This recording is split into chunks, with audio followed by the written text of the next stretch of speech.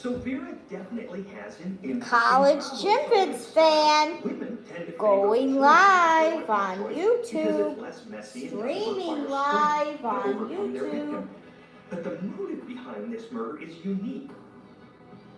Vera poisons her boyfriend because he didn't want a baby and then refused to have sex with her. Very Henry VIII. I'd say Vera's displaying classic narcissistic tendencies with a dash of hypocrisy thrown in. See, she goes out of her way to save the animals of the world, but when it comes to killing another human being, she goes from 0 to 60 in a heartbeat. Your cat gets bored and wants to play, but that can mean trouble when you're away. Now, reel in the fun with Flippity Fish, the exciting new cat toy that keeps Kitty entertained all day with hours of play, just like a fish out of water. Flippity Fish's realistic flopping action instantly attracts your cat's inner hunter. They'll pounce, they'll prey. It's a natural instinct that never goes away. It's motion activated, so when Kitty gets near, the flopping fun automatically turns on. The tail speeds up and 4259. That's 1-800-460-4259. Or you can go online to gettouchscreenpurse.com. Order now.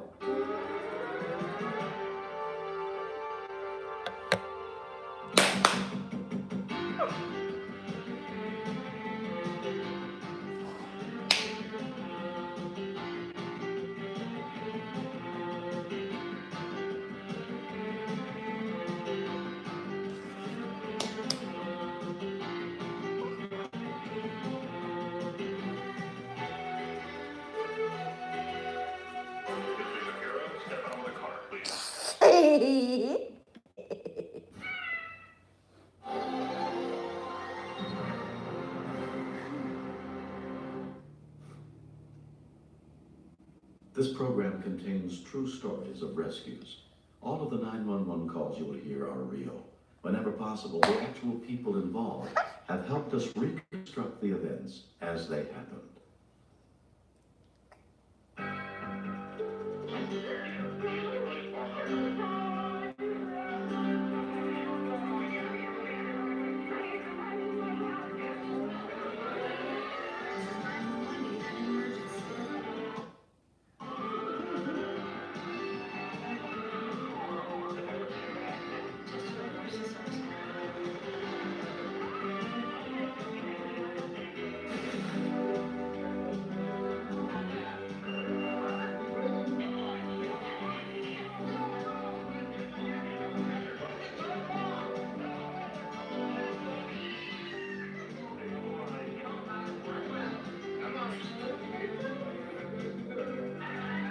Now, Rescue 911 on True Crime Network. We begin on December 7th, 1989. Next, Rescue near a 911 logging site in the mountains of on southern True Crime Oregon, Network. as temperatures dropped below freezing.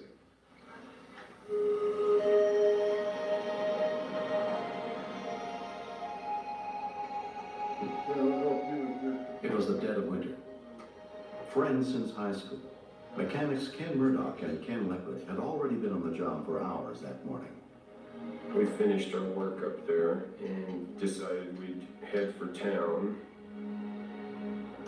It was getting close to Christmas and it was a really cold, misty day. I mean, the type of cold that no matter how many clothes you wear, it just kind of seeps right through you. We headed down the mountain and come to the gate down there.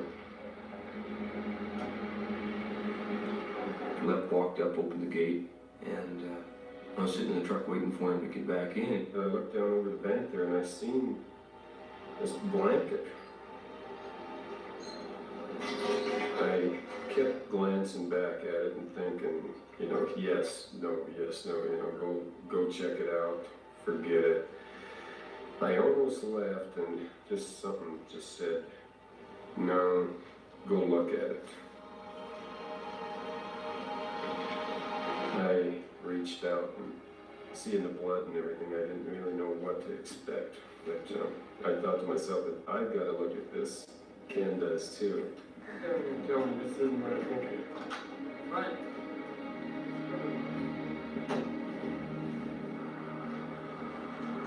I walked over to the bank and saw the blanket down there. I didn't realize he'd been down and even looked at it.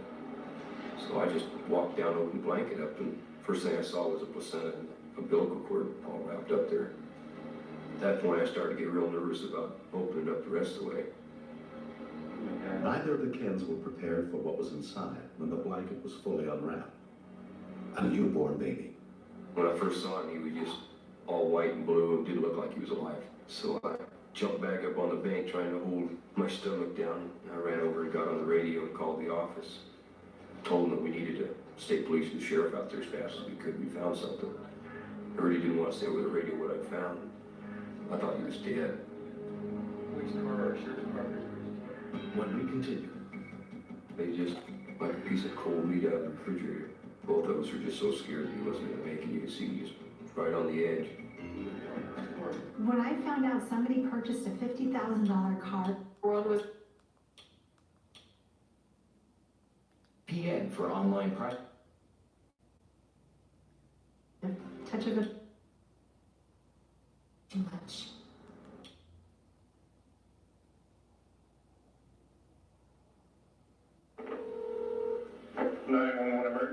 Loggers find an abandoned newborn. So this is Loggers baby church bus. He just called in and he said, please hurry with the sheriff or a state policeman up to that gate that goes in. He's very shook up. He said they have found something. Lev told me he thought he'd heard something. He thought the baby was alive, so I ran back down the bank and checked him, and he moved one eyelid just a little bit, I think. He's alive, Lev. But he just like a piece of cold meat out of the refrigerator.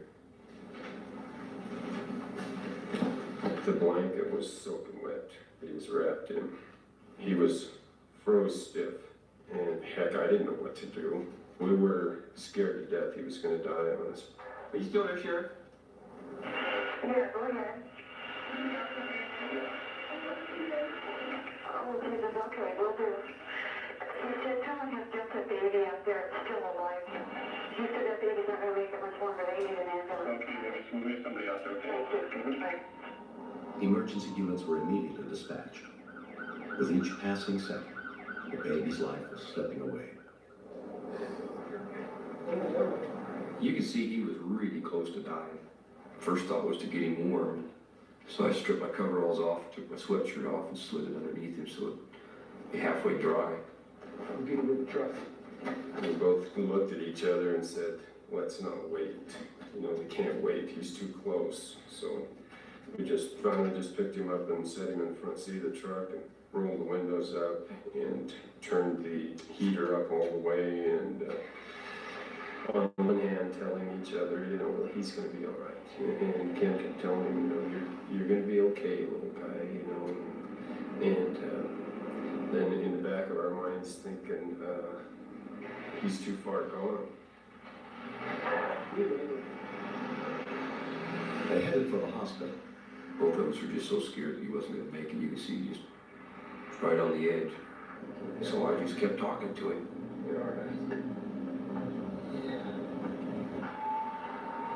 Sheriff's Deputy Tom Johnson went to the scene. I saw this pickup truck flashing its headlights up and down. It's a newborn, he's not going to make it very long. The baby's color was, he almost looked blue-gray. It almost didn't even look like he was alive. Just press 31, push head and ambulance responsibility, this is Brandon David. Ken just gathered the baby up and went around to the back of the ambulance, and they met him there. They had to chase him out of the back of the ambulance. He was going to go with them. Before we bond real quick with a baby like that, and you sit there holding on to him so tight, and you just, I didn't want to put him down. It was a funny feeling, you know, like, feel like he's yours. You know? Not something you want to just walk away and leave. Something you want to take home with you and hold him tight. Paramedic Brian Grunke examined the newborn baby. The baby was just white, it was so cold. We have hypothermic thermometers which go down to 84 degrees, and they wouldn't even read on there. You couldn't get any pulses as far as like on his neck or on his arm or anything like that. I really didn't think he had a lot of chances. 12 miles away, at the Merle West Medical Center, an ER team was mobilized, including pediatric nurse Barb Bjorky. We did not assume it was going to be a baby that was frozen, was rigid, on death's door. We laid him down in the ER, hooked him back up to the heart monitor, and his heart had stopped at that point. And that was probably the most scary part, is when I first laid him down, I was like, it's over, we've lost him. I couldn't even get it to go open, he's too cold. I don't hear anything. I'm going back. Yeah, go ahead. Dr. Trainer was next to me, we were suctioning the mouth, and she said, open the mouth. And I said, I'm trying. The baby was so cold, the jaw was rigid, could barely get it to open. Pediatrician Dr. Charles LeBouy was also called into the emergency room. When I first got the call and was leaving the office, I told my office staff that I didn't think it would be very long before I would be back, because it didn't sound like this baby was salvageable. At the scene where the two Kens found the baby, sheriff's investigators looked for clues to help them find his mother. His rate's picking up a little bit. By 3 o'clock in the afternoon, 2 hours after he'd been here, the baby's temperature had made it to 94 degrees. He was trying to cry and just improved constantly. It was just truly a miracle. Within a few hours, the baby was doing well enough to be transferred to the nursery and given a name, Benjamin Kenneth Forrest. I left at about 3:30 and turned Benjamin's care over to the nurse on the next shift.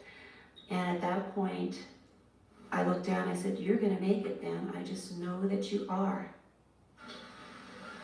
I called the hospital, asked him if he was going to keep all his fingers and toes and everything, because he was awfully cold.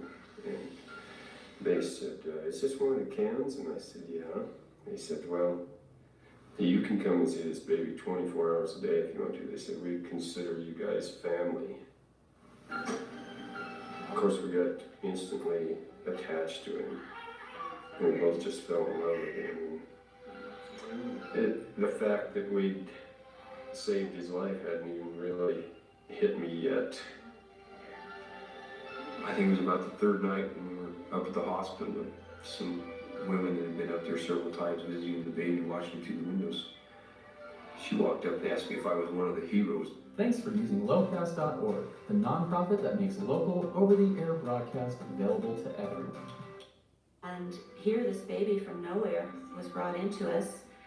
You could just feel the unifying force surrounding Benjamin. In the true spirit of Christmas, the baby who had no family and nowhere to live received hundreds of offers from people who wanted to help. After 2 weeks in the hospital, baby Benjamin was adopted.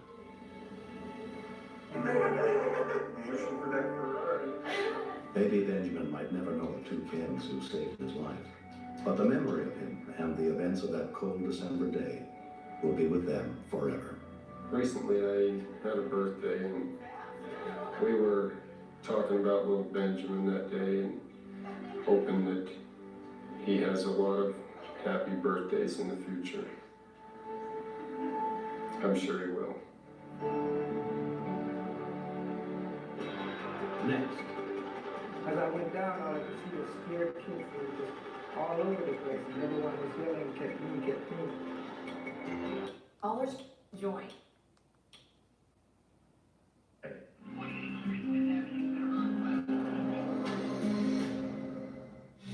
Coming up next on True Crime Network.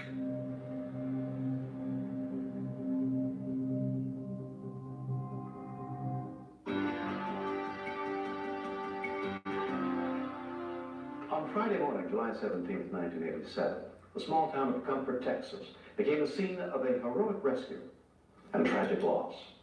Much of the footage you will see was taped on that day by the banks of the Guadalupe River.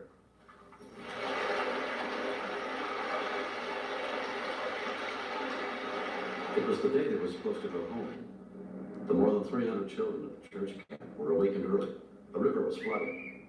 If they didn't leave soon, their buses might not be able to leave at all. They come in there rushing us up and everything. Tell us get packed and all this stuff, and everybody's asking why. They said we gotta get out of here because the river was flowing over. And we started going around the corner. We would go down the hill, and water started coming in the bus and stuff. We tried to back up, but then the bus got stuck, so they made all of us get out of the bus. And that's whenever the first wave hit us and started scattering people to different trees.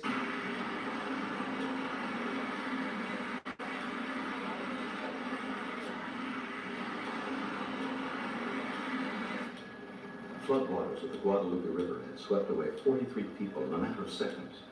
A call for help went out.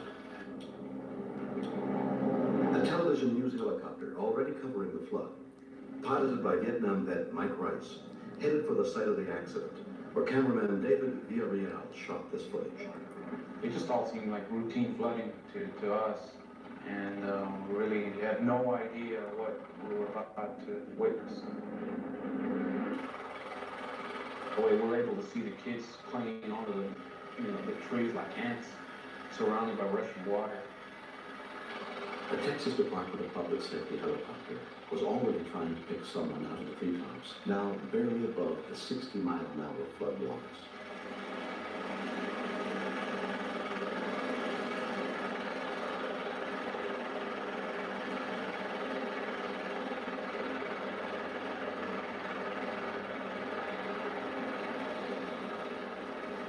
"17-year-old Chris Ray was the first to be rescued.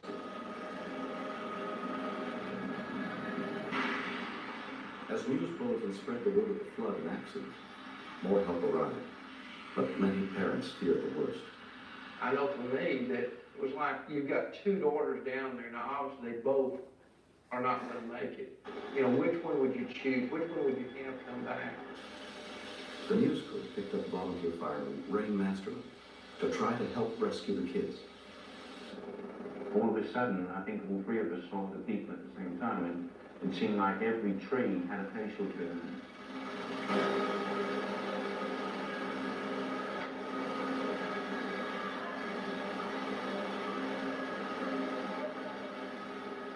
It was a very dangerous situation when we're literally surrounded by trees, clipping trees with their blades.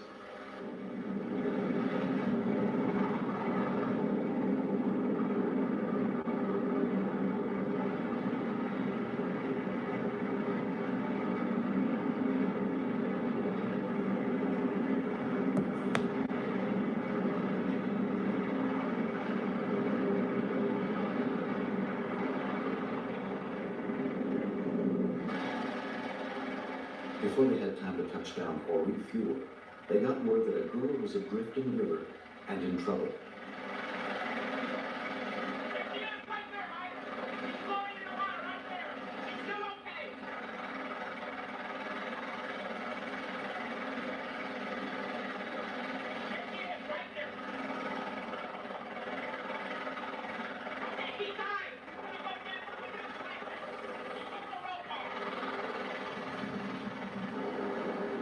Masterman tried repeatedly to rescue 14-year-old Melanie Finley, but she was ripped away by the river.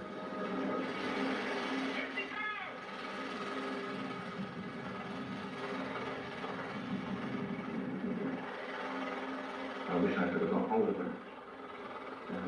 And I think, that we would have had more chance. Like to take plays tricks like that. At 25 miles away, the Army's 507th Medical Company sent 16 men in 4 air ambulance helicopters, including Sergeant Keith McKenzie. As I went down, all I could see was scared kids. They were just all over the place, and everyone was yelling, "Get me, get me." The rescuers were lowered, knowing that if they got caught in the trees, they would be cut loose. Sergeant McKenzie first tried to reach 16-year-old Scott Chatham, already weakened by leukemia and chemotherapy.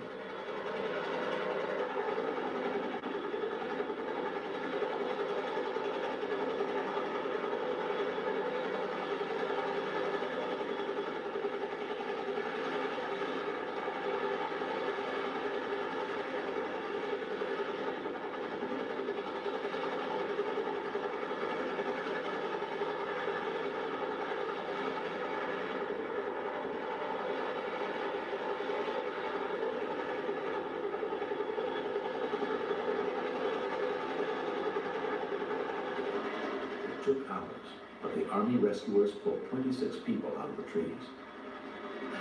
By 11:30 that morning, it was over. 33 people had been saved.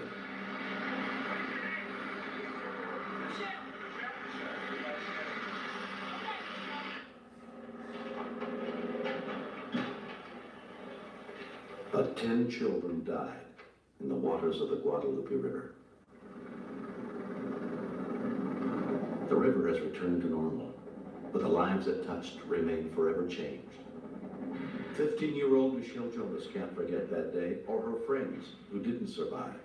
Sometimes we'll cry about it, and sometimes we wish we were dead, sometimes we wish they were still here.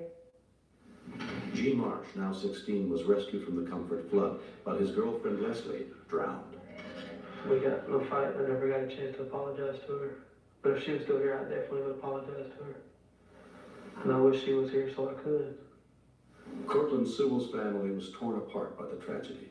2 of his children died. All 4 of my kids were there, so we lost 2 and we got 2 back, so we know what both ways feels like, getting your kids back plus losing your kids. There's an empty spot in my life, a big one. And I've tried to think, well, how would it be if instead of sending Christopher, if it was Michelle and Jamie? It'd be the same. That's pain that you don't want to know. It feels like the inside has been ripped out of you. Ray Masterman finds some comfort in a letter he received from the family of the girl he tried so desperately to save. I've recently read about your efforts to save my sister, and thank you so much for risking your own life to save my sister's. I'm sending you a picture of her so you can think of her the way she was normally instead of the way you saw her. You probably never will be able to though. Thank you so much again. I'm sorry it has taken me so long to say so. Sergeant McKenzie was responsible for rescuing 15 kids that day. I don't feel myself as being a hero. I was trained to do it, and I was glad to prove myself my training was worth it. After 10 years covering news, David Villarreal put down his camera that day and got involved. That by far is the biggest story I have covered in my career. The fact that we were part of it and were able to do something and at least save 2 of the girls feels like we accomplished something. 1 year later, a memorial was dedicated to the 10 who died, but also to the 33 survivors and the heroes who had risked their lives to save them. At the end of the ceremony, a lone helicopter flew over in tribute.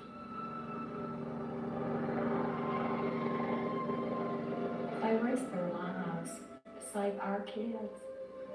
If it weren't for them, we wouldn't be here. I think they really did a miracle for us.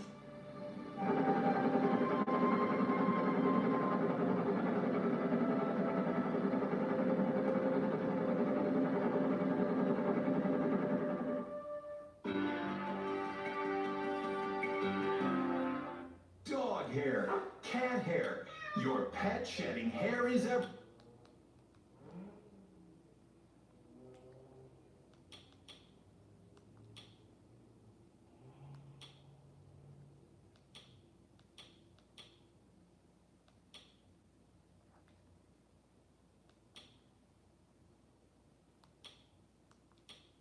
Everywhere. To learn how you can get your own brought to you by the National Association of Broadcasters. The only witnesses, the insects of the desert. And they also turned out to be extremely important pieces of evidence. Forensic files. Insect clues. The women who had been choked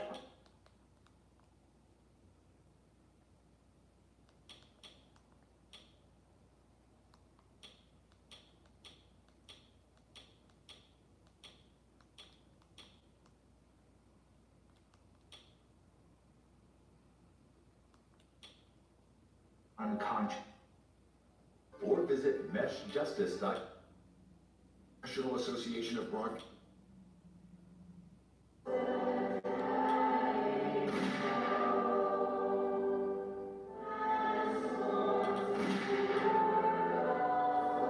This is the list murders on Forensic Files.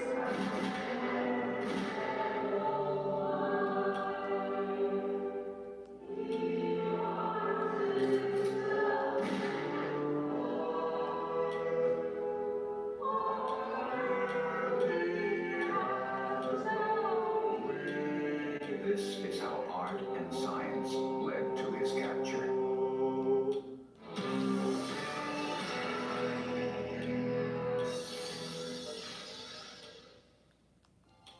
The list. Tell real emergencies. It's the one show you can't afford to Feed miss. bin boy, rescuers rescue. Todd falls in grain bin, ambulance accident.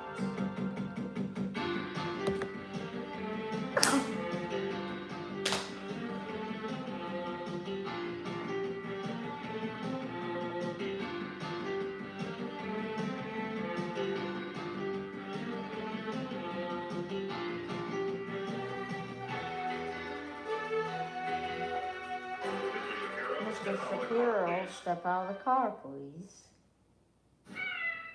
Ow. Ow. First responders jump into action. Rescue 911 next. WFAA Contains true stories of 8.3, rescues. Dallas, All Texas. of the 911 calls you will hear are real.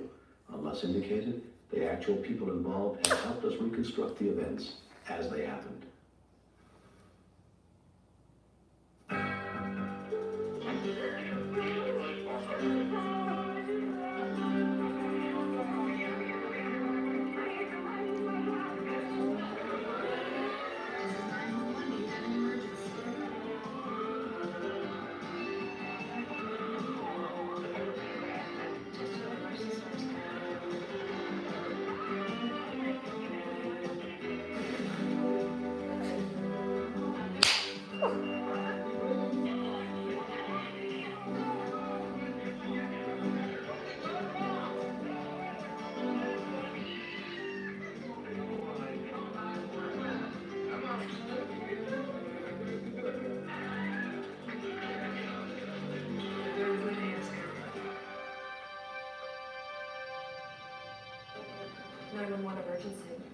For dispatchers and emergency centers across the country, each call brings the voice of a person in trouble, and each response may save a life. I'm William Shatner. Tonight, true stories of miraculous recoveries and tragic loss on Rescue 911. We begin on a dairy farm in western Pennsylvania, where Pat Strausser and her family have lived for the past 2 years. Around 4:30 p.m., Pat had gone down to the barn to feed the cows before milking them. While she worked, her 3 children played on the level above, including her 2-year-old son, Danny. An actor portrays Danny, but the rest of the people involved have returned to help us tell his story. The cart that we put the grain into was getting empty, so I pushed it under what we call the feed hole to let the food drop down into it. Danny came over to what we call the hay hole, and he told me he couldn't get his shoe on. Christy, can you help him get his shoe back on? He saw me using a stick to poke the feed to get it to come down the hole because it was clogged. And I think he thought, well, now's my big chance to help Mommy.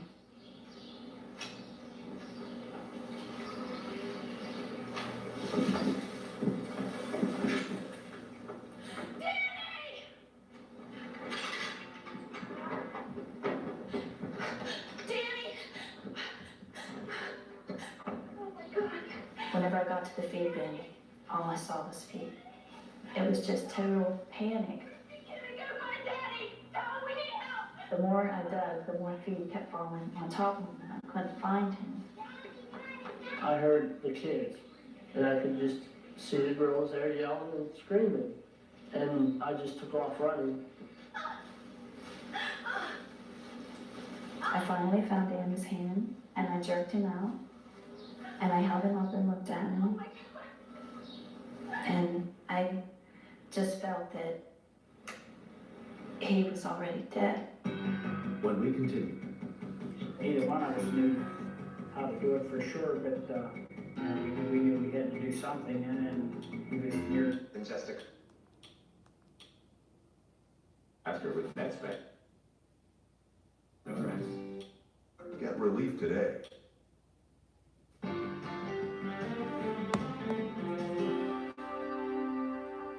Pat's boyfriend Rob Holmes and the farm's owner Don Gans came running to help.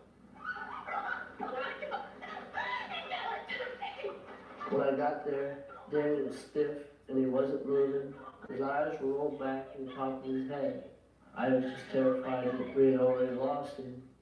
I had checked really quick for the pulse of his heart. It was still beating. His mouth was totally plugged and full of feed. It was just packed, and I cleaned all that out with my hands and then tried to push air into his lungs. Pat ran to the house to call for an ambulance. Neither one of us knew how to do it for sure, but you know, we knew we had to do something, and then he was near dead and he was alive. Oh, I need some more air. Emergency dispatch, I'm helping. The call for help came into the IGCO dispatch center at 5:06 p.m. The local volunteer fire department was immediately alerted. Control Station 32, all fire report to the fire hall. We have a medical emergency, 1805 Park Avenue, medical emergency. Station 32 is in service, Control.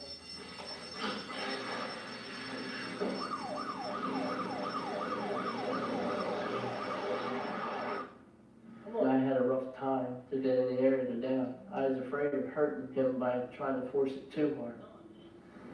Paramedics were also called in from the nearest township. 74 good, Control.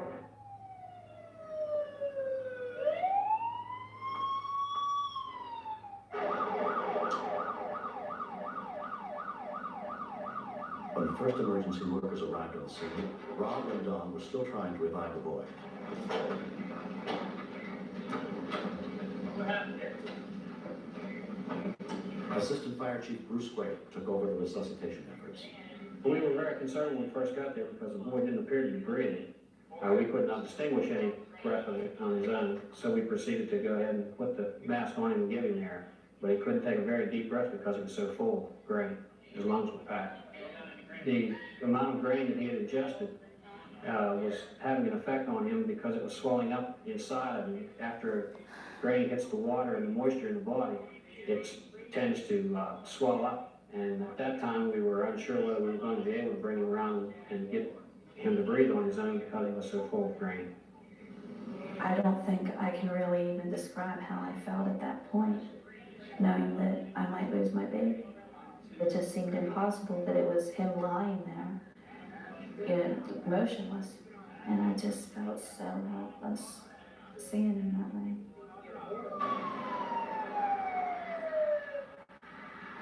10 minutes later, the ambulance arrived with paramedic Brad Malone and his partner.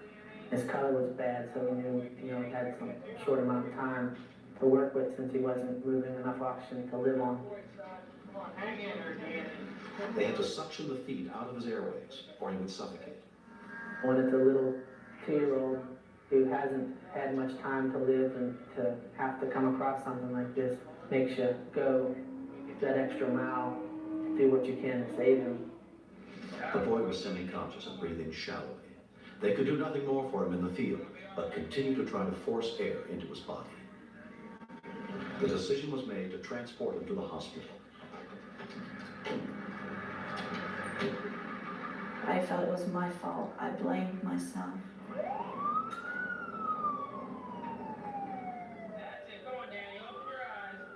I just felt defenseless. I could not do anything to help him. It was out of my hands. It was a total roller coaster ride, up and down every couple hours, because we get good news, and then the next time somebody talked to us, it was a setback. Something was going wrong. Danny needed to have the brain removed from his body immediately. He was transported by helicopter to the children's wing of Mercy Hospital in Pittsburgh, where Dr. Anthony Ulizio took charge. The child had aspirated massive amounts of grain particles. It appeared that it would be just a matter of time where his body would collapse and death was a very real possibility. One of the doctors that was going to do the surgery said that Daniel wouldn't make it without the surgery. And then he says, and then he might not make it with the surgery. And that was, kind of hard to take.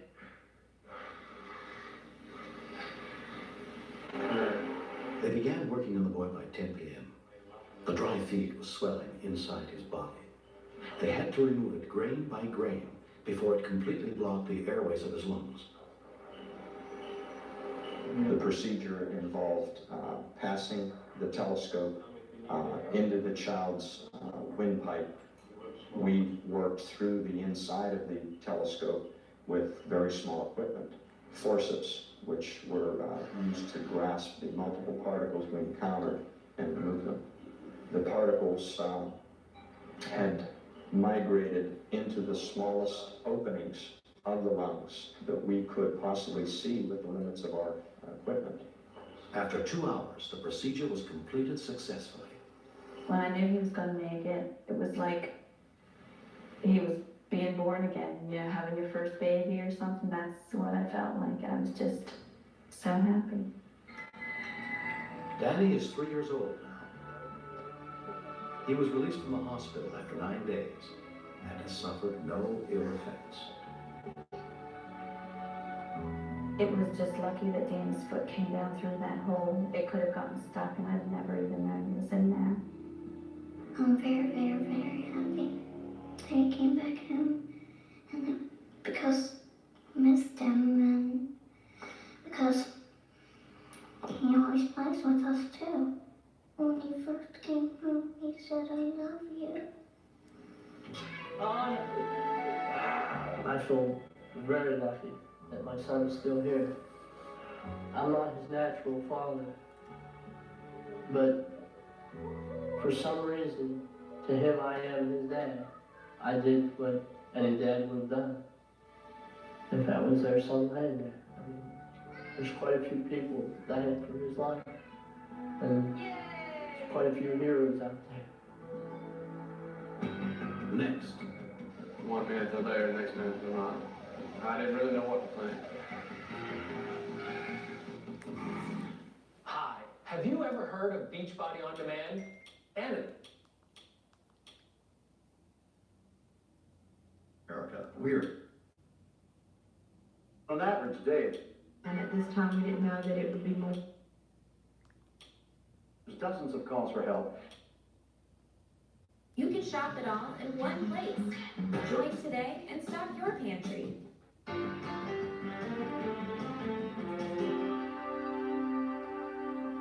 On an average day, the Mid-Georgia Ambulance Service receives dozens of calls for help and usually responds to the scene within 8 minutes. But October 1st, 1989 was not just an average day.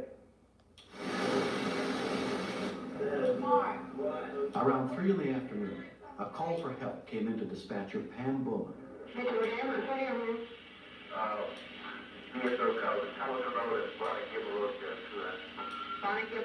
It was at least a 2-car accident when it was called in. At this time, we didn't know that it would be more than that. 2-car accident, at least a 2-car accident, Bonnie Gilbert Road, with injuries. Neil, you want to go on this one? Yeah. Most of the time, if we have another truck available, the truck will back up that one, just in case there's more patients to be transported. It was pouring down rain, which it had been all day, and the roads were real slippery. We'd had a lot of accidents that day. 2 ambulances headed to the scene with number 23 bringing up the rear. Cardiac technician Tom Kane was on the radio, and EMT Neil Stevens was driving. The 2 ambulances kept in close contact because of the weather. The lead ambulance was driven by paramedic Steve Parker. It was dangerous conditions, and at one point we did have a problem. We went through a dip into the road, hit a large water puddle. It slid a little bit, and we notified the other truck to be careful. Y'all watch out for that water back there.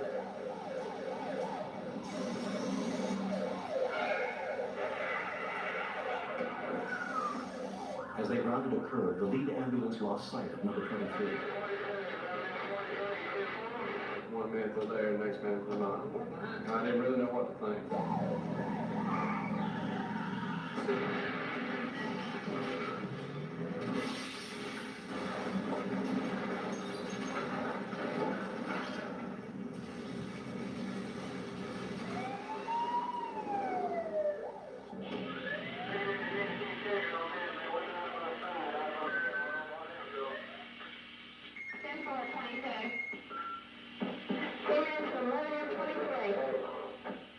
Tom and I were scheduled to get married, and the first thing I thought of was that they had seen an accident that maybe Steve had not seen, and they had stopped to render aid, and maybe they were out of the truck, which was why I tried on the big radio, because they would have a portable with them.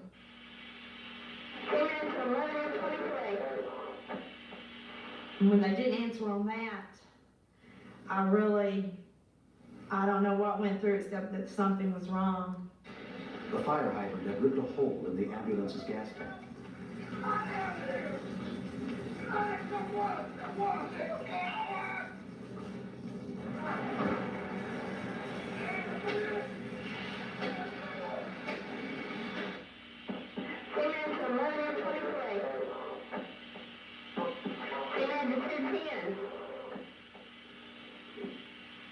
Just not knowing and being real scared and not wanting to think about the worst. But if you've ever worked this profession, then you've seen the worst, and you know what vehicles can do. You know what the rain does, you know what the roads do.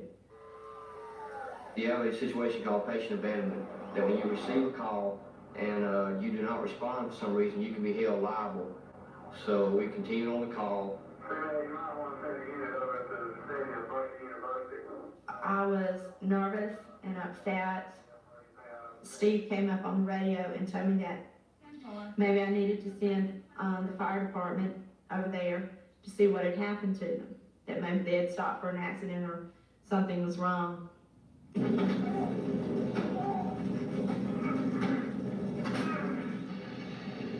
A Georgia Power Company troubleshooter on his way to work had seen the accident happen. And as I ran over there, there was an opening in the windshield, just enough to get my fingers in there. He was a healthy guy, but just seemed like something just took over, just took control. The man finally managed to pull Tom out of the wreck, though Tom was twice his weight. I said to myself, ain't no way I'm going back in there. And by that time, I was back in there.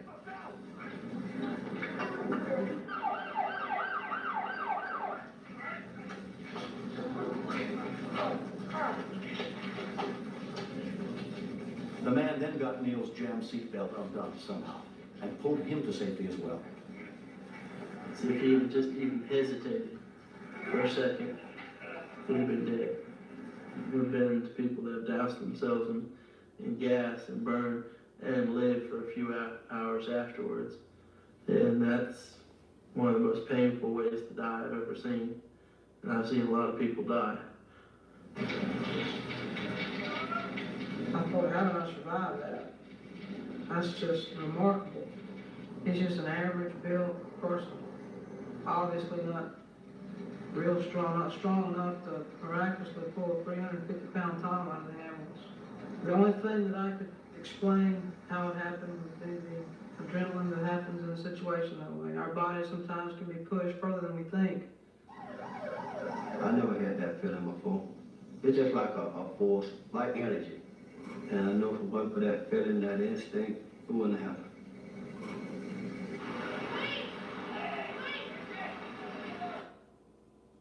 If we hadn't gotten out in the next 10, 15 seconds, we'd be dead right now. We'd be 6 foot under.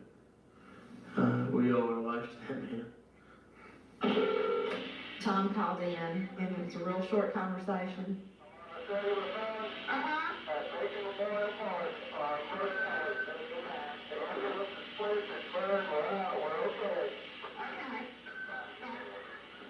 I wanted to know, I wanted to see for myself, and I knew I couldn't. And the fact that we couldn't do anything about it, that we had to still keep working as if nothing was wrong. If another call had came in, I'd still have to take it. Steve and Tim still had to go on their call. And it wasn't that we didn't care or that we weren't real upset. It's just, that's just what we do. Concerned that he would be late to work, the man simply got into his pickup and drove off without telling anyone his name.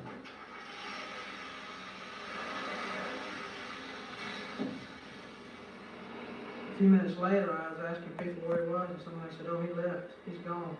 And I turned around and said, "But you don't understand. I got to go thank this man. He just saved my life." A good Samaritan rescued 2 people from a burning ambulance. By the next day, everyone in Macon was trying to find out who the mysterious hero was.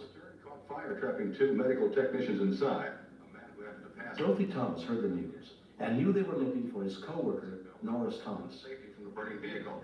The man then vanished from the accident scene before anybody could get his name. Authorities are hoping this good Samaritan will come forward and identify himself. Norris is sort of a reserved type person, you know. Certainly I wouldn't, go in his privacy without talking to him. But Dorothy wanted Norris to get the credit he deserved. It was just something that I did, and I just leave. I don't wait for him to come out and thank me for doing something like that. I just went it on up. Good morning. Once he had permission, Dorothy gave Norris's name to the people at Mid-Georgia Ambulance. I heard on the radio coming to work, you're trying to find the guy that pulled your people out of your ambulance. I kind of got excited because I noticed, word's kind of getting out what a good thing my buddy's done, And I went up and shook his hand and told him on behalf of my family, my parents and my wife, that I thank him for pulling me out. He told me, he said, "Let's just play this down." And I said, "But Norris, what you did was out of the ordinary." I said, "You saved my life." He said, "Norris, you did a great thing. My job is to go out and save people's lives every chance I get." And he said, "That's what you did. That's what you did for me." And, I was stunned for a little while after he said that, and I never did realize that. I never did think about it that way. 2.5 months later, Ann and Tom were married. To be pulled out by a bystander instead of us pulling the bystander out, it's kind of a swap on the tables. And it's nice to know that somebody out there is willing to risk their lives for us.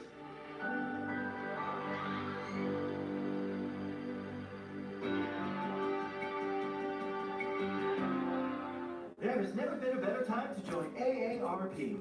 This special offer gives you exclusive access to hundreds of AARP discounts, resources, and tools that may help you.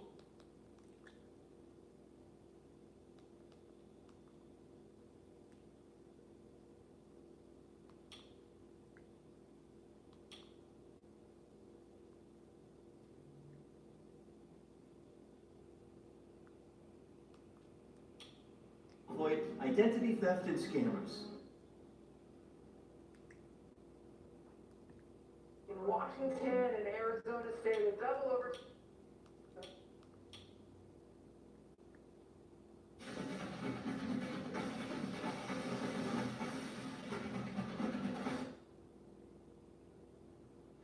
The gymnasts have gathered at the end of a long and strange season.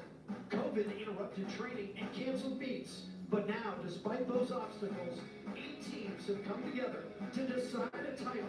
And it all begins right now on the Pac-12 Network.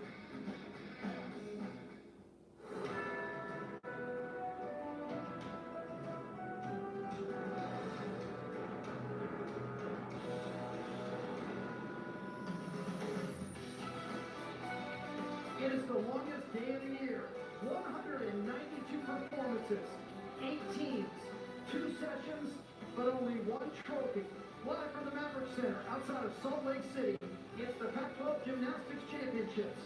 Later on today, the top 4 seeds go in session number 2, including top seed in 5th ranked California.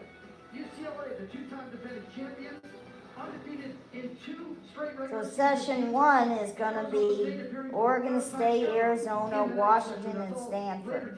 California, Utah, Arizona State, and UCLA. And State such intense. is the top seed coming in. They came on strong at the end of the season, posting a high score in their last meet. They'll try to set a score to beat and hope it'll stand all day long. For Stanford, what a weird year it has been for the Cardinals. They didn't even begin their season until February 27th. They had 4 meets canceled. They only competed 4 times. It took a lot of grit for the Cardinal to get here. Hi everybody and welcome to West Valley City, just outside Salt Lake City. Jim Watson alongside Amanda Borden. We haven't even begun and already a young girl's dream has come true. I've been ordered to stay 6 feet away from Amanda Borden. Congratulations.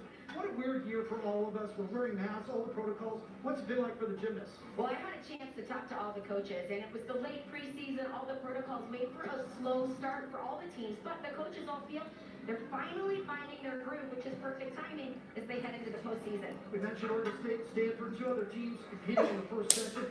Arizona has 15 freshmen and sophomores. They have grown up fast, posting their 2 best scores in their last 2 meets. Well, those 15 underclassmen are key for this team because they're performing 20 of the 24 routines here today. And remember, that means all 15 of them are first-timers to the Pac-12 championship. But head coach John Court said they can feel the excitement and they are just enjoying the moment. Washington also posted its 2 top scores recently, including season high on all 4 events. Well, it's definitely been a roller coaster season for this team. They had struggles early on with consistency, and it's been a full team effort to get back on track. Most impressively from their 2 talented freshmen who will be competing in the all-around here today. These gymnasts have all sacrificed to get here, overcoming interruptions, challenges, and protocols. Now it is finally time to compete. The Pac-12 Gymnastics Championship live from Utah and only on the Pac-12 Network.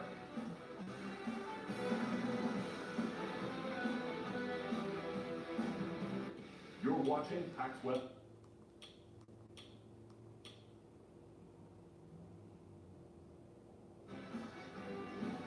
The beginning to a very long day. Session number 1, Oregon State, Arizona, Washington, and Stanford. And Oregon State, as the top seed, begins on the bars, not in the Olympic order. Their head coach, Tanya Chaplin, joins us now. Tanya, as top seed, you guys got to pick where you wanted to start. As I look at my statistics, bars are statistically your weakest event. Why'd you pick bars? Well, we thought we'd start there and hopefully finish on our strongest events, and that was strategically why we actually chose that order. You know, sometimes the scores go up a little bit. You never know. You hope they stay consistent all the way through, but we wanted to really start off on our strong events at the end, or finish on our strong events at the end. Well, besides the obvious struggles that most teams have been through, your team is really at the fight this year. What are you most proud of this team for? Their hearts, they never give up. We've had adversities like every team. They've stayed, you know, isolated and away from other teams and family to really have this season. They've committed everything they can, and I've been really proud that they're able to compete here at the championships because they've put in that work and put in that commitment every day. Tanya, appreciate the time. Best of luck. Always great to see you. Thank you. Tanya Chaplin, Oregon State's all-time winningest coach. And back in the day when she was a gymnast at UCLA, 2-time Pac-10 Gymnast of the Year, a 3-time member of the U.S. national team. So because Oregon State chose the bars, that means Arizona will begin in the Olympic order. We start on the vault. And Laura Lee Hort, a senior from Houston, Texas, who's been struggling to score in this event. Her season high, also a career high, 9.725 came against Arizona State. Starting with that Yurchenko tuckful. When I talked to head coach John Court, he said this is a great event for us to start on. We want to set the tone and then build momentum from there. He said all season long, though, we have not put the kind of landings we can on this event, so they're focusing in on those sticks. Oregon State, as you just heard us talking with head coach Tanya Chaplin, has struggled this year on bars. They are only ranked 46th in the country, 7th in this conference. Maddie Dagan in the leadoff. On this event, you see the high flying release moves, transitions, high and low, and dismounting with the combination, giant full double tuck, nice forward in the air, and a big start on the landing there. Amanda, exactly what Tanya was just talking about. You see her associate head coach and husband, Michael Chaplin, who coaches bars, pretty fired up with Maddie Dagan. Her best this year has been a 9.825. Only time she has gotten 9-8, so far so good for Oregon State. Here comes Stanford. A tough year begins on the toughest event, the balance beam. Oregon won. The reason this event can be challenging to start on, you have so much adrenaline, excitement to be here. So the best thing they can do is take a deep breath, settle in. Again, Stanford has only competed 4 times with 4 meets canceled. Oregon was up on beam in each of those. Her best is 9.825. She hit it twice against San Jose State and against Oregon State. She had a beautiful handspring layout, step out. And like you mentioned, only competing 4 times. So not only is this event challenging to start on, calming your nerves, but one thing the coaches shared with me is the up and down of the season has made finding the rhythm of competition more challenging. They usually start preseason meets really early, and they were really just trying to get in shape to compete during that time. So ultimately, the pressure of competing has come on quick and aggressive. And for the Stanford team, this is just their 5th time competing, so not a lot of experience, per se, for the season. Taps the beam cap. Yep, setting up for that dismount. Nice 1.5 twist, a little up to the side there, but what a great start for this team on a challenging event. That's good work by Morgan. Junior from Sugar Land, Texas. Washington starts on floor. This has been a good event for them. They are ranked 30th nationally, but they've been 49 or better in their last 2. Allie Smith in the leadoff has 4 straight floor routines that scored 9.8 or better. Clean double tuck to start the routine. Earlier I talked to the coaches and they felt great about starting on this event. It's been a strong event for them.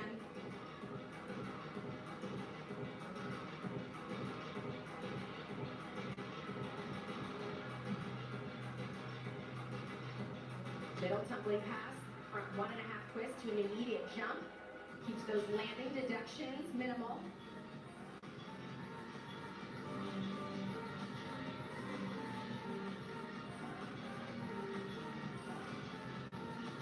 I mentioned the late preseason. The Washington coaches felt like they really didn't get to start training as a team till January. And if you looked at their team scores early on, it was a big struggle. Said it was nerves, it was just trying to adapt to everything, and he has watched this team really pull together. The freshmen stepping up, the upperclassmen leading the culture. I think the common information I got from every team was they are grateful to be here. With so many things being out of sync, being strange, being new to all of us, I would imagine for gymnasts, getting back in the gym and competing is about as normal as it can feel. As we rotate around, Tim's graphic will come up with each of the scores that are really important at 9.625. Caroline Harry, a freshman from Argyle, Texas, has been on vault and beam in most of the meets. Slow improvement on this event, 9.725 her best. Nice vault. The Yurchenko layout vault is a common vault we see. It starts from a 9.95. So the judge is looking for the power and amplitude, of course, height and distance, and putting those clean landings on. When I talked to John Cord, he said, you know, we have good vaults, but we've been stuck in that 9.75 range. We really want to notch up into those 9.8s.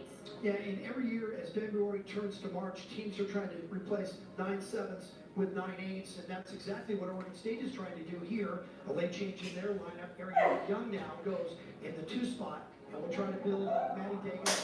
Very impressive 9.725. That's a good start for Oregon State. Ariana Young has not hit a 9.8 this year on this event. Her best, a 9.725, came against California. We talked about all the young athletes. Here's another freshman, first time at Pac-12s. It's the usual arena here at the Maverick Center, but of course there's just a smattering of friends and family rather than a sellout crowd of over 12,000. Nice deep breath before she starts. You saw her kind of walking through the bar routine, giving herself those visual, mental cues.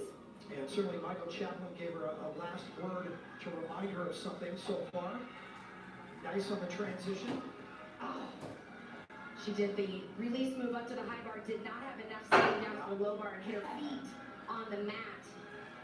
That can be anywhere from 3 to 5/10 of a deduction. She winds up finishing double layout. A little unsteady there on the landing.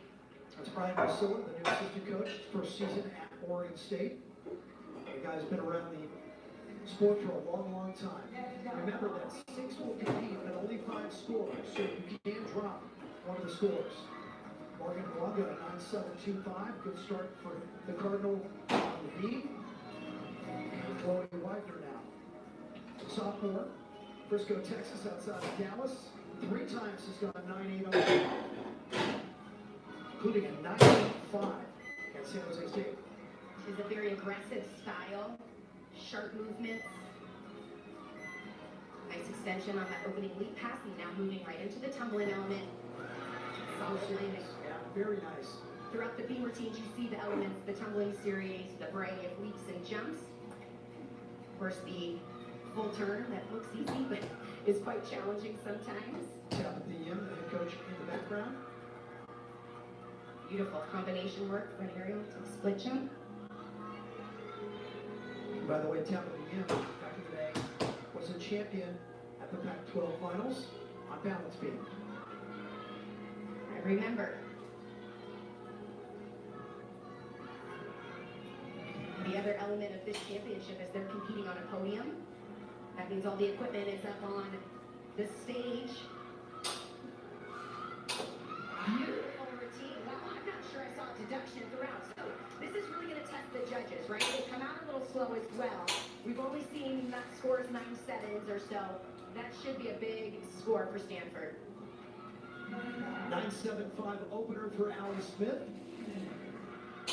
Gabby Wickman. 4 routines on floor in the early season. The freshman then has been off of this event for a couple of meets and now returns at the biggest meet of the year. Her best, 9.775, came against UCLA. Front double fold. Hold on, don't step out. And she didn't quite get it all the way around, so as she landed, it kind of bounced her forward. Oh, the yellow flag went up late, so it does look like she may get 1/10 of a deduction, but from my perspective, it did look like she went out. Yeah, we're going to have to look at that again. As you mentioned, the flag did come in late. I thought she had survived that hop in the corner. That's the judge in the background who brought the flag up. Can you appeal those as well? You can. I can see the coaches. Oh, wow. Combination there. Came up completely short on the front layout. Feet slipped right underneath her. That's the biggest challenge with those front landings.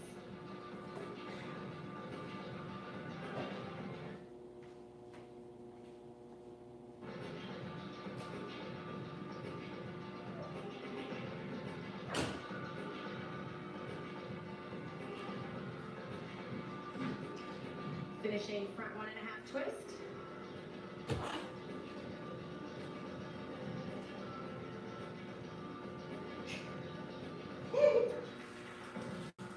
So you mentioned 6 routines, only 5 count. That'll be the one Washington wants to drop. All right, we think she went out, but we're far away from the hole. This hop right there. There's the head coach Ralph Rosso in the background. Now, he might be lobbying there a little bit, applauding as if she stayed in. You and I thought she stayed in, but the judges get the final wording, really the only one that matters. 9.75 for Carolyn Erie. Kate Bellows as we go back to vault. She was only on this event in the first 2 meets. Both times, 9.8. Good time for another. Wow, There you go. Look at John Court, fist in the air. great vault. She's got a beautiful vault. The question was, could she land it? She knew exactly what to do. Arms open, finds her balance. There's a little slide, so a hair of a deduction, but that's the kind of landing Arizona needs on this event. So from here on out, they got to build and repeat that over and over. Nice work by Peyton Bellows. Oregon State will want to drop Ariana Young's 9.35. Nia Mack.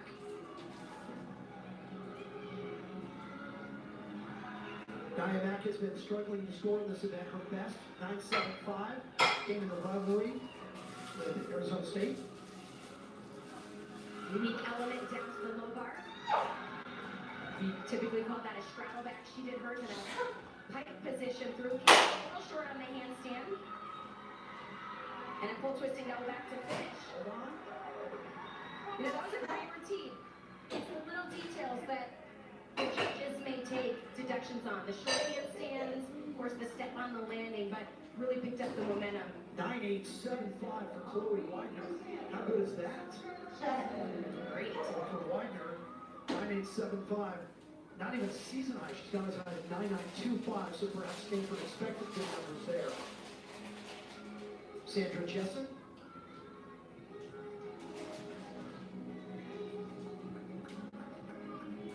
Jessen found beat 4 times this year, coming off her best against Oregon State. A little balance check early there at full turn.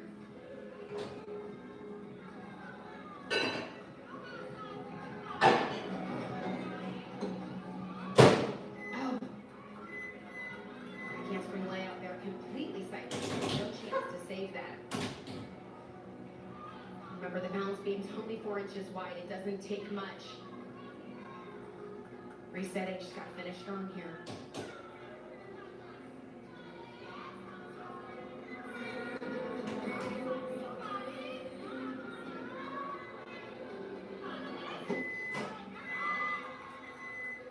Side area looked a little on the landing. The most challenging thing about balance beam is just really getting into what you train every day and not changing anything. Your heart beats faster, your breathing's quicker.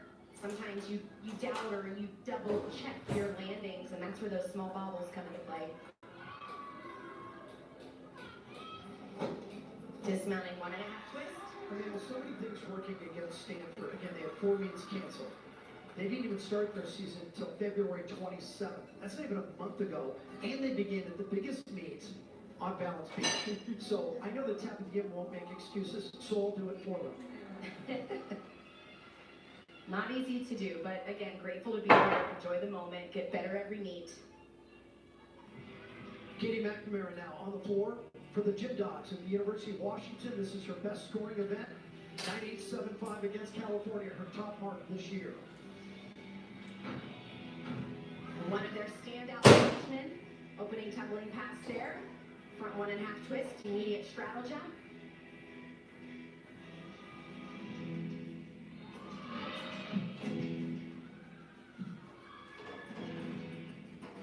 Katie's expected to be competing in the all-around.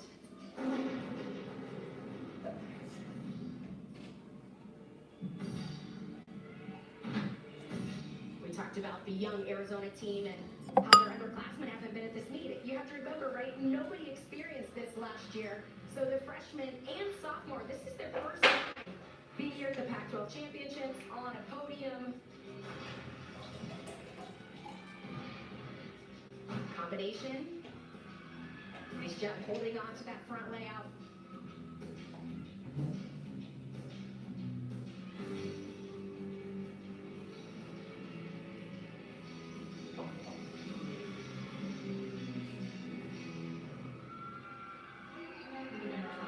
They call her Katie Mack.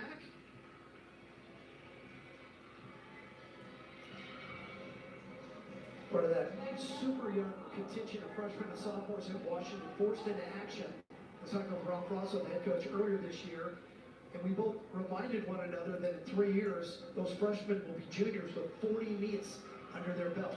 Back to the vault, Danny Nosek. Beautiful layout full. Bellows only got a 9.775. I thought that would have broken into the 9.8 range. It's another strong vault, beautiful in the air, just that hop back on the landing, and that's what's subjective, right? Is that 110? Do they want to take 2 10s? And Nosek's another one of those athletes been caught in the 9.7s, her best of 9.775. Nia Mack, they give her a 9.6 for the effort. Here comes Caitlin Yanish later on. You'll see Yanish on the floor where she's one of the best in the country. Your first look, you find her on bars. And I don't have her in the bars lineup this year. This might be her first. Well, 5 of the 6 athletes in this lineup are new. Only 1 return from last year. Well, how about that? Coming out of the bullpen and throwing up A great set. Huge double layout to finish that routine. That's the skill she's known for on floor exercise. She did it just as dynamic here. Legs glued together, and she almost had to keep her arms up to not rotate too much. Well, we know Yanish is multi-talented. Hadn't seen her on bars all year, and she does that. Rachel Flam now, as Stanford can afford no more errors on the balance beam. They'll drop that one score. Flam has been up 3 times this year prior to the Pac-12 championship's been a little rusty.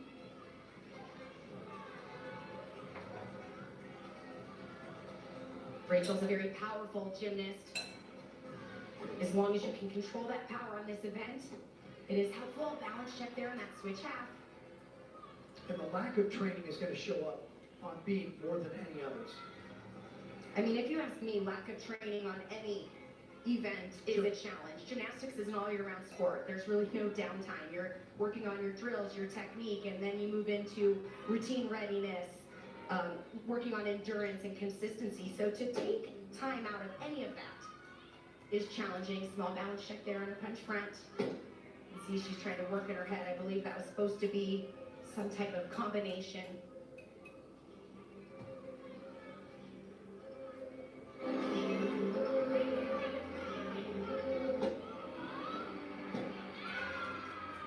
Switch side combination. You can see the amplitude of all of her skills. That's the power that she brings on this event. Yeah, that's going to be a lower score, unfortunately, because she had the balance checks, but she never had 2 tumbling elements connected. So that'll be an additional deduction on top of the score. Should reflect in the start value. Here comes Geneva Thompson on the floor for Washington. She has had a great season on this event. 4 straight 9.85 or better. So she is arriving at the Pac-12 at exactly the right time. And she is fun to watch on this event. She has great facial expressions. You can see there's not a big crowd here, but she will draw everyone that is in the building into this routine. High flying double tuck to start it off.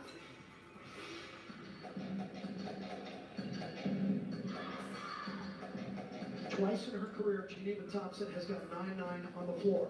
This year against UCLA, and the last time was the last time she was on this floor at the Pac-12 championships in 2019.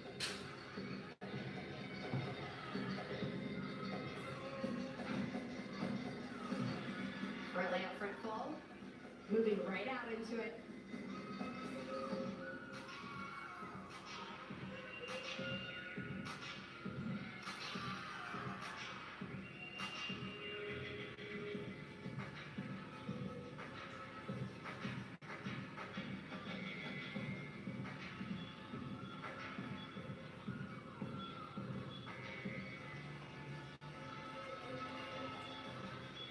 Final pass.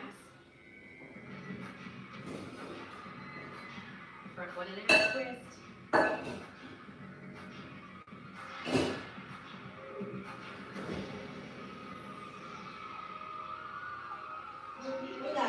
Nice routine. Was so good. I had I've asked you mushrooms and many black times. olives. Sam Beshik's been with us at Pac-12s in the past. I always ask you guys, what would you want to start on? Do you want to get beam out of the way early? Do you want to start on floor because you're kind of geeked up and you have all this energy? Where do you want to start? I would say my number 1 was vault, but my number 2 was bars. Starting on beam for me was challenging. Jessica Castles. 5 times she's got 9.8 or better on this event. That might be another one. John Court, head coach, reacts with a confident clap. Says that's what we've come to expect from the freshman from England. Yeah, she had a nice block off the table. Looks like she was almost slowing her rotation down a little bit to go for the stick, so finished a little on the front of the landing, had to take a small hop. Yeah, she's having a great freshman campaign. 9.75 for Yanish. I thought it might even get a bit better than that. Kayla Bird. Bird has been heating up on the bars. 3 of her last 4, 9.8 or better, and she has a victory on this event this year. Takachev, wow! I could see right when she came off the bar, it was not moving over the bar. It hung up straight up over the bar. So, of course, she caught her heel, had to take an extra swing. That'll be a major deduction there. So right here, you can see she went really early. So the goal is that she swings up and over the bar, clears her feet, and then directly connects that kip out. But she caught the right foot. She'll get a deduction for that. Of course, the extra swings. Next up, 9-3 for Flam. Kyler Bryant has been in the all-around in 3 of the last 4 meets. This is one of her better events. She's coming off a season-high 9.875 on the beam, also at a 9.8 against Oregon State, so she's capable of posting a big mark. She is so fun to watch at all the events. She just is dynamic, has a lot of personality. Because they only had 4 meets, Bryant has only 14 scores total on the year. Of her 14 scores, 9 of them have been at least 9.8. It was a gorgeous backhand spring layout, step out, floated into the landing. Impressive jumps there, way up off the beam, quick legs, hitting that 180-degree split.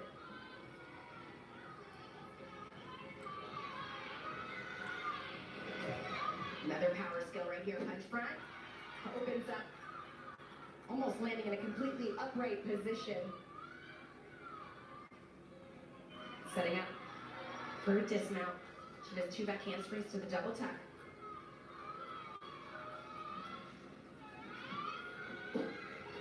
Huge high flying, just took that hot floor at that. Yeah, It was a little gorgeous short. routine though. Yeah, great start to finish. Their best so far is the 9.875 by Widener, and had she landed clean, it might have challenged that. Should see her on everything today.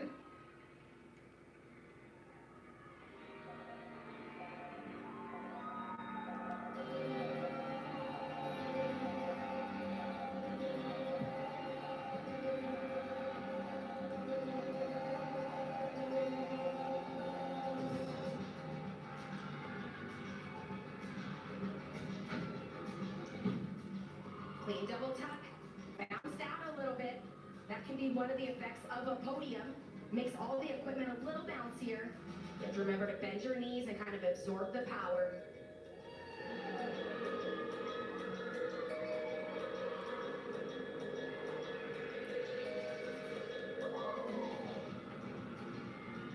Back-to-back 9.825s for Washington, trying to build a nice rotation here. Clean front double full in that middle pass. Mark Cunningham becoming the anchor spot for Ralph Rosso and the Gym Dogs. So if Wilhelm, Kilobala, and Cunningham get through clean, Washington could set themselves up for the rest of the day.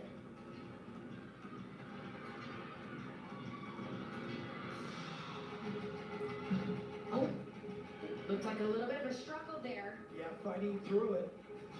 When she landed the 1.5, it looks like her knees were a little soft, so that can affect the second flip.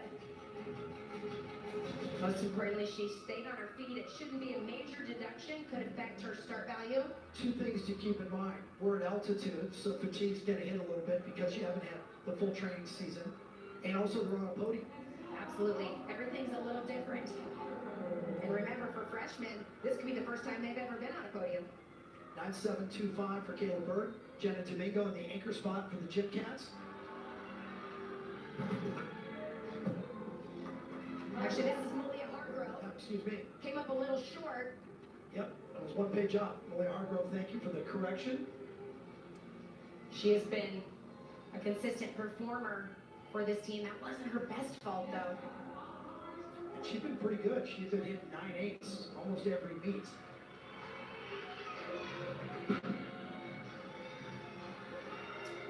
Now we find Jenna Domingo. Beautiful rig combination down to the low bar. Just her 3rd routine on the bars this year, coming off the season high at Stanford to close the season. Little off there on that giant turn, but able to pull through a combination. Finishing that double, taking that big step forward, but they made it through that first rotation. Next up, 9875 for Carla Bryant. She did match Widener's 9875.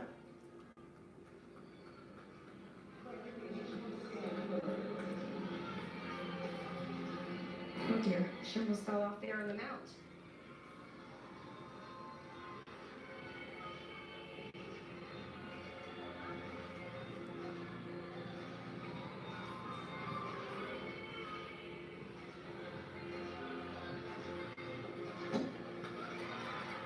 This is Jane Tan, a freshman from Singapore.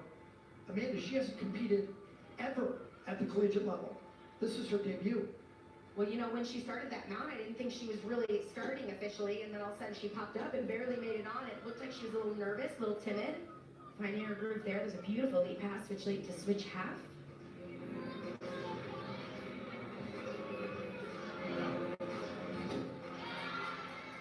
Strong split half.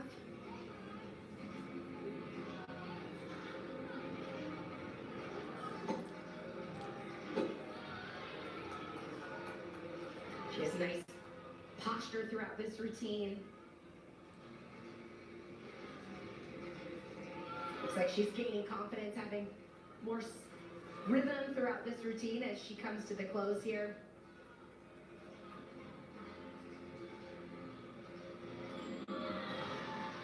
Dismounting. Gator pike off the end. Tina does have a connection to Stanford.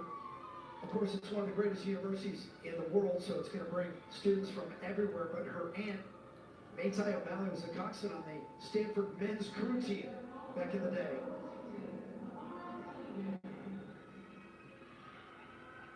Washington closes with its best on the floor. 4 victories and just a continuation of a 2-year improvement, coming off back-to-back season-high wins with 9.95s. Here is Amara Cunningham.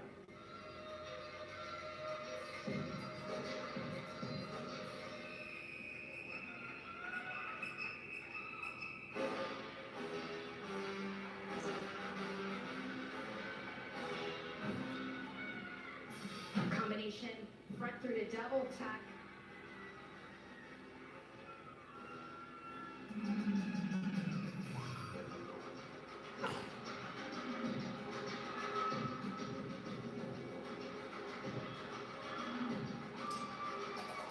You see all the teammates joining in. Early in the season, when we talked to teams, they said, we know the energy's going to be different in the arenas. Normally, thousands of fans, all their friends cheering them on, so they had to learn how to create their own energy. So the teams on the sidelines really getting into it, performing, rooting their teammates on, especially on this event. Big double pike there and a big smile. Great routine. That'll definitely edge out that 8.65 early on in the rotation. Amara Cunningham, vault and floor with the 4 wins on floor. We'll find out about her score, and it greatly affects the gymnastics rotation. Arizona just went 48-6 to open on vault. You're watching Pac-12 Arizona. As student athletes at the Pac-12 conference, we are encouraged to use our voices.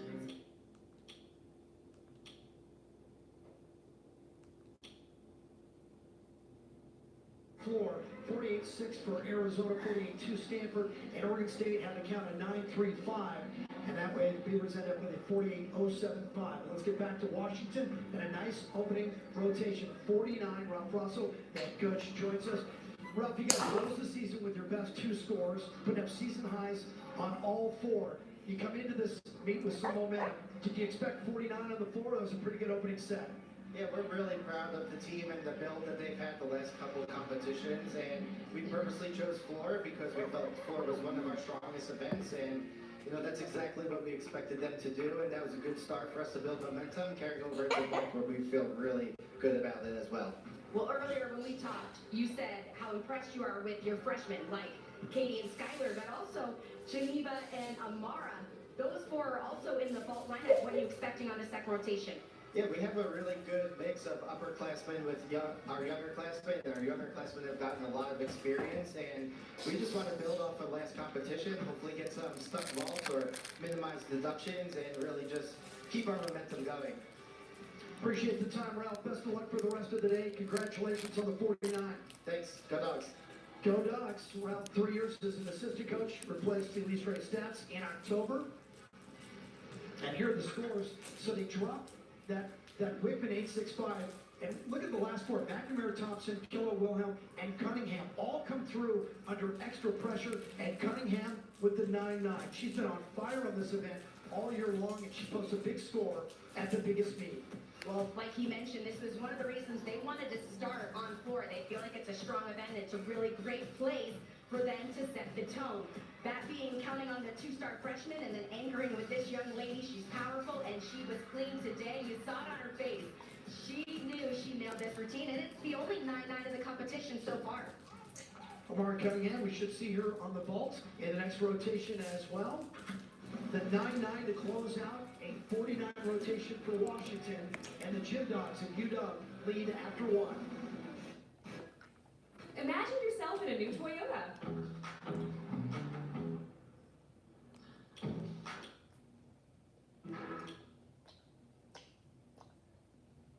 Just behind Arizona with a very impressive 48-6 to start things out at the Pac-12 Championships. Stanford had to count 2 low scores, but still managed a 48-2 on the beam. And Oregon State, again, also had to count 2 low scores. So now we rotate, staying in the Olympic order. Washington moves from the floor to the vault. Issa Weiss will lead off. Katie McNamara, Skylar Kilhill-William. There's Amara Cunningham, who just posted that 9-9 on floor. Allie Smith and Geneva Thompson. So we've seen all of these gymnasts in the first rotation for Washington.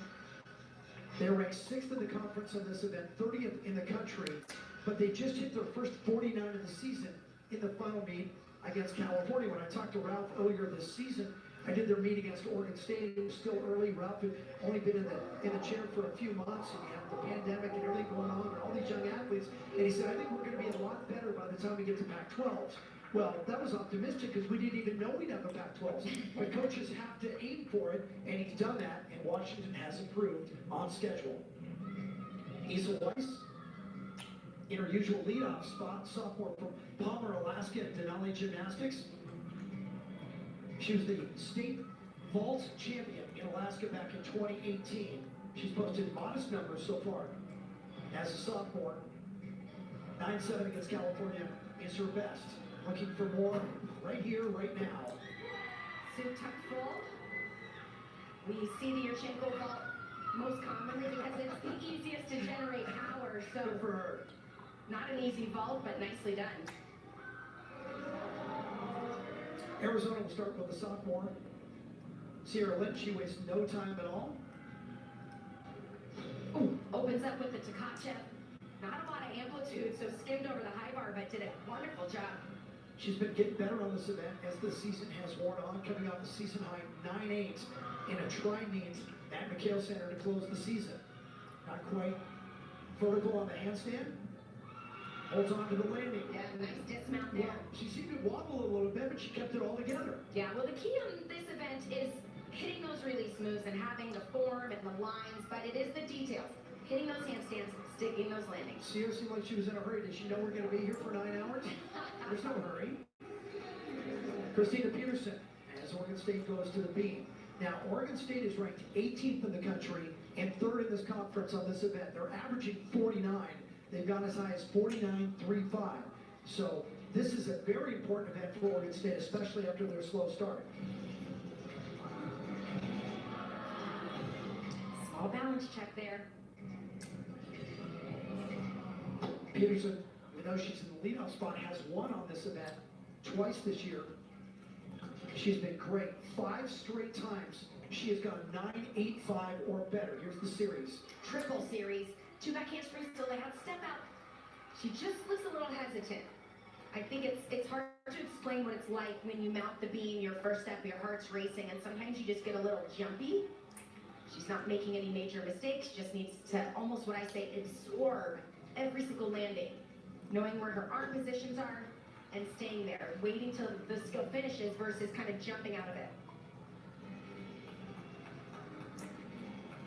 In one of her most important meets of the season against California, she goes gainer dismount. She put up a 9.925 to win the meet against California. Here's the mount, which is unique. Yeah, a little risky there, hanging off the end of the beam, but great way to start using a unique element to get on the beam. And she had a big smile. She looked like she was ready to have some fun. Two freshmen at the top of the table here for Stanford.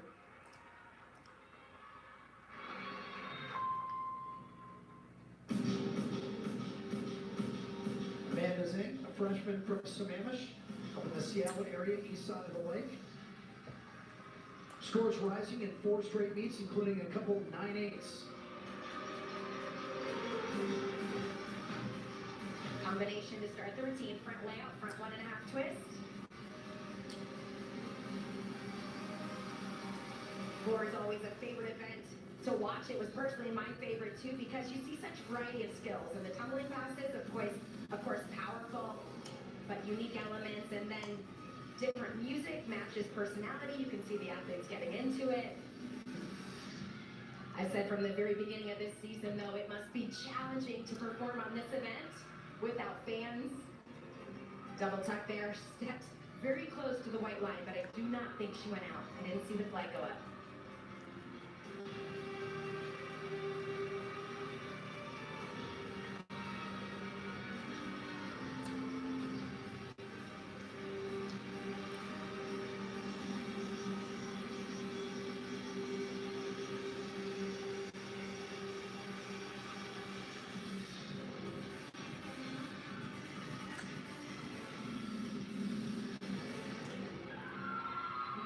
Amanda Zing, who returned last year after a 2-year layoff.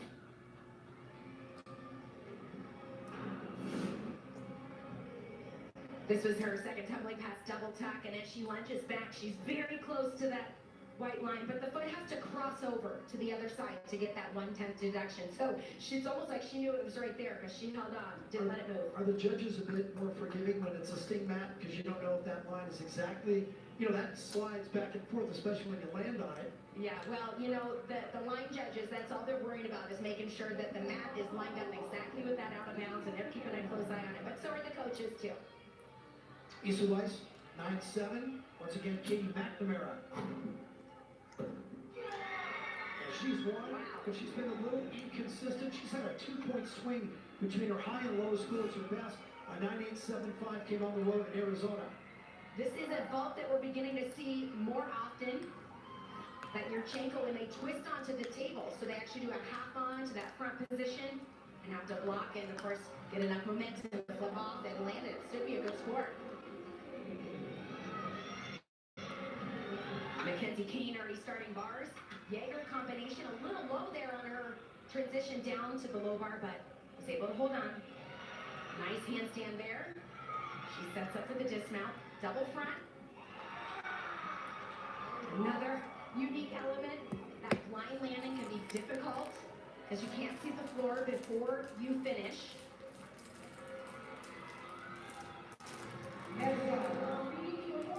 9-7 for Christina Peterson.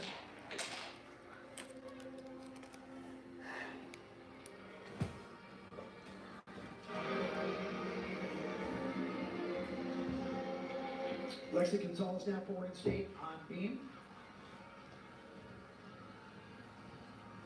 This is the 7th time she's been up this year, and twice she's gone 9.8 or better, including a 9.875 on the road at Stanford to close the season.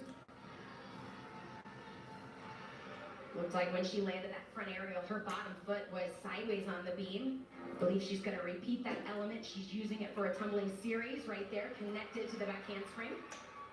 That is a requirement, having 2 elements connected.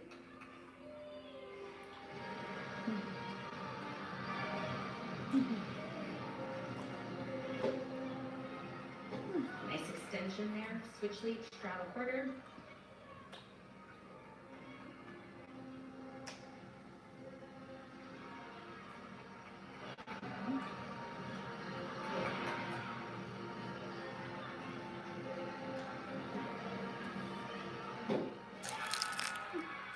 Beautiful. Kick over front, nice position on the landing.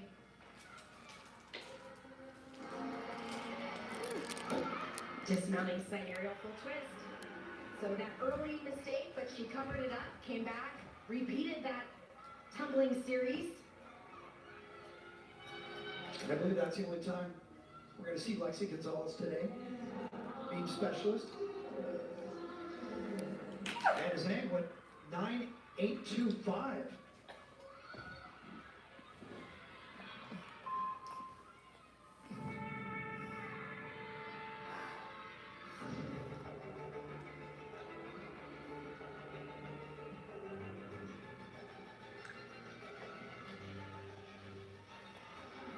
Sandra Jessen has been improving quickly on the floor.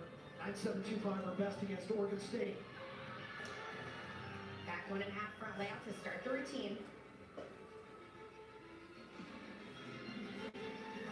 I don't know that we've seen this many freshmen competing at the Pac-12s ever. Freshmen from Allentown, Pennsylvania.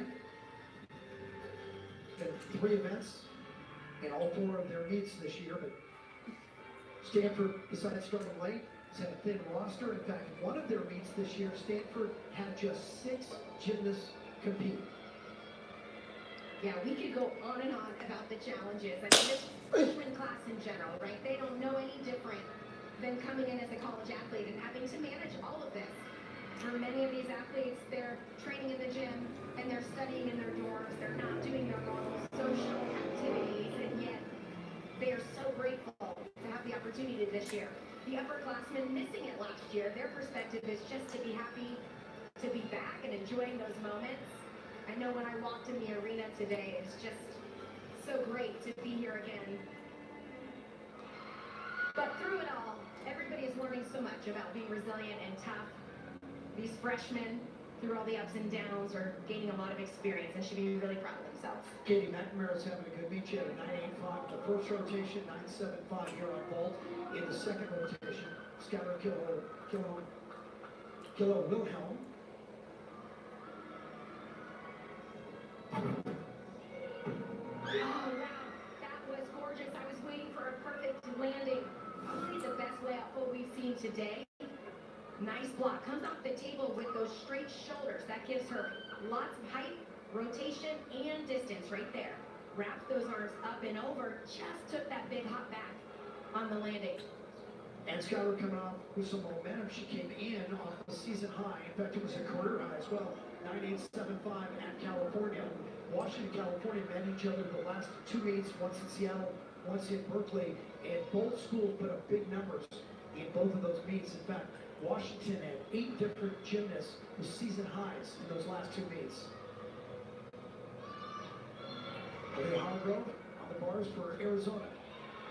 Very nice combination work. Good extension on the Takacha. Legs glued together throughout this routine. Been up and down on the bars this year, but she's coming off a career high 9.85 last week. Well, good for her. Her vault was not her best. She did not put the landing I think she was hoping for. That routine had it all. Beautiful form, hitting those handstands, and a great landing. 9.725 for Lexi Gonzalez. Here's Ariana Young, who you know has had a long wait since that first rotation, waiting to redeem herself here on the balance beam. She had some early issues this season on the beam.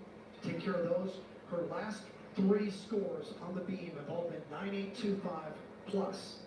At a 9.875 at the Pavilion against the Bruins.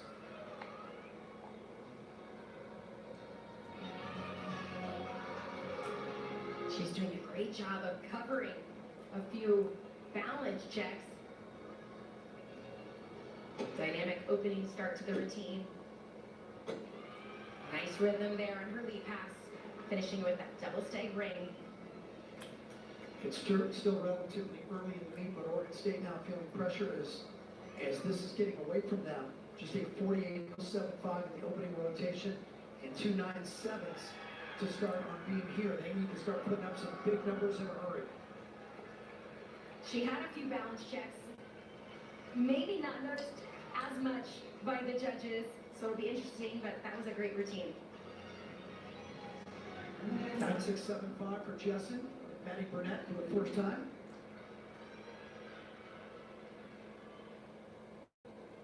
Burnett also is coming off a career high, had a 9-8 against Oregon State in the finale.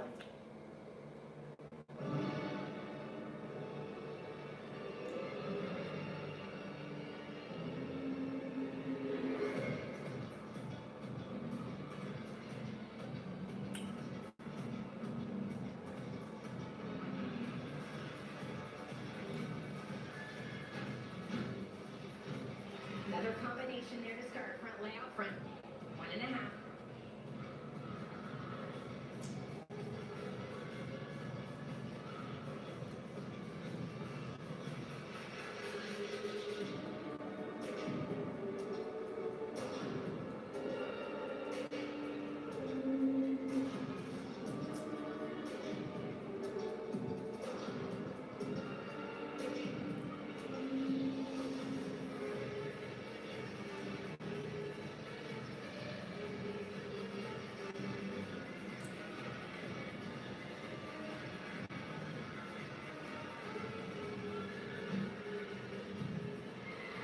Stays in. Yeah. Double tuck. She didn't leave a lot of room there. She knew it was close to the white line, so she took a very small step back on that lunge. Maddie Burnett, junior from Seattle. Nice effort, now waits for the score. Back-to-back 975s, 397 pluses in a row for Washington. Once again, Amara Cunningham. Scores have been rising. 5 times she has gone 9-8 or better, including a 9.875 against California. Powerful vault. There it is. Good for her. She was clutch, anchoring on floor. She brought the power, but she brought the detail, and that's what this vault had also. Some of that is experience, knowing exactly where you're at. You can see she wraps those arms in tight, but pulls them out at the right timing. It's all about finding that perfect balance as you drop into that landing position. Amara Cunningham only competes in 2 events, and because of the draw, her 2 events were first. She's done for the day, except for getting that final score.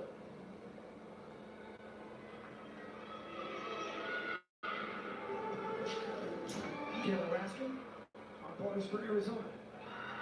Beautiful line there. She transitions down to the low bar, got a little loose, missed the handstand, lost some form. Improving slowly, had a 9.775 against the Air Force Academy. Oh, wow. And as her feet get away from her on the landing. She looked a little off that entire routine. That was Peter Jensen, the new assistant in Tucson. Longtime head coach at University of Illinois, Chicago. Joined John Court's staff. 9-8 for Ariana Young. Nice. Jenna Domingo. Domingo on the beam this year.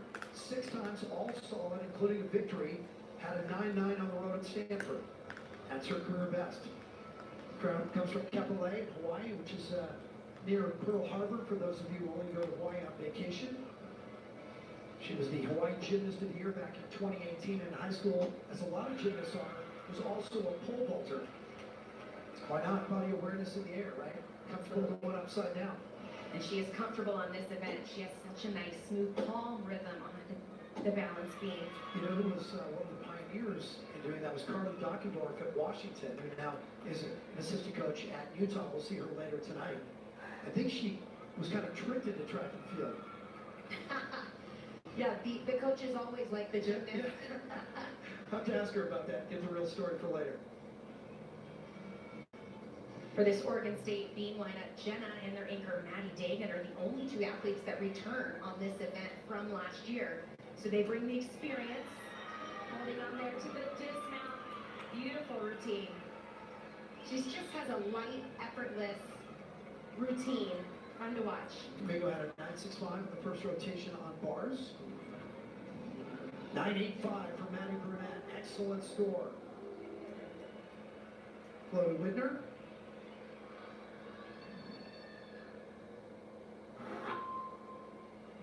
Widner's been great on the floor. 4 times. Has got 9.8 or better. 9.85 against San Jose State, her top mark. She started on the balance being strong as well with that 9.875. Yeah, the top mark we've seen so far in the session. 9.9 for Cunningham. One of the top marks we've seen. Did Jerry?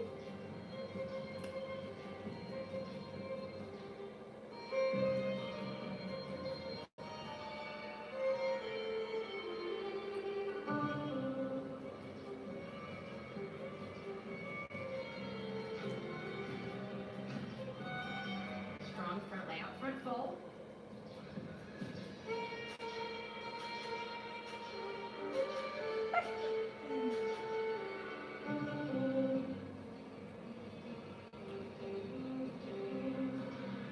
Nice amplitude. Strong flexibility on that lead pass.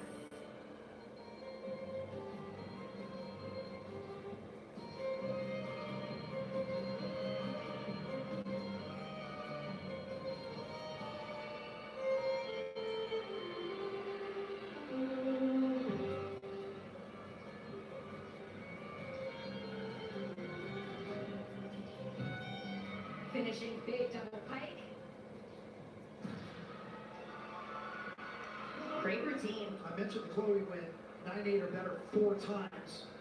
But last year she went 9.9 twice on floor. She's great at the floor. She's powerful, fun to watch. 9.825 for Laura Cunningham. Allie Smith.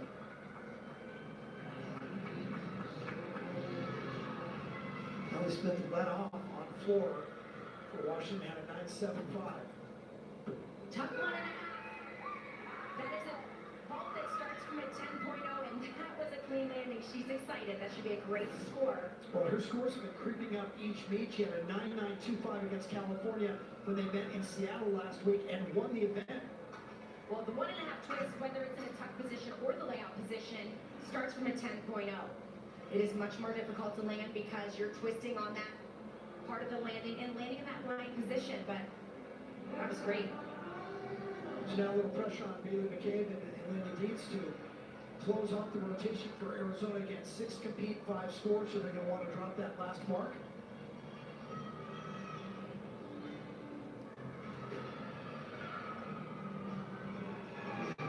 Oh, wow, great fight. Aggressive cast handstand, almost overshot it. She's got to regroup, get her rhythm. Most challenging thing about bars is all the skills are connected. They're all fluid. So when you make one small mistake, you got to regroup and find that rhythm. She's done a phenomenal job. All that's left is the dismount. Bailey's only event, so she can let it go here. Big double layout, holding on. And look at the face, like a veteran. The freshman from Maple Valley, also up in the Seattle area. She's had good scores. She's got as high as 9.85. Did that against the Air Force Academy in Colorado Springs. 9.85 for Jenna Domingo. Very nice. So the scores now start to creep up. I think the early wiggles are out. All the nervousness is gone. People are settling in. And I think gymnasts are a little better when they get a little angry. I know you are. Well, you know, that's easy. When I'm working with you. It is easy up here, isn't it? Balance beam, you know, when you talk to the coaches, you talk about their lineups. They usually put somebody in that first spot just to kind of get the ball rolling, and they really gain confidence. It's kind of like, oh, we can do this now. And you see a lot of teams at the back part of the lineup really picking up momentum on this event. Sydney Gonzalez from Oregon State has won twice on the beam this year. She's got 9.8 or better 3 times, including a 9.9 at Arizona State, but she's also had some trouble, and I'll leave it at that. We saw her big sister Lexi earlier. Of course, both the Gonzalez sisters come out of Wildfire Gymnastics in Southern California.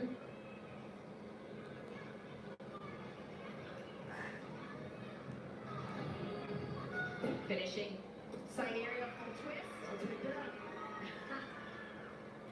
Very good.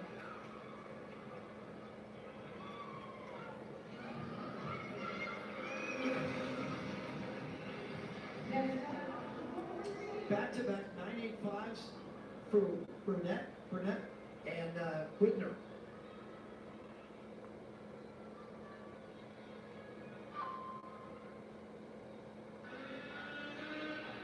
Oregon won.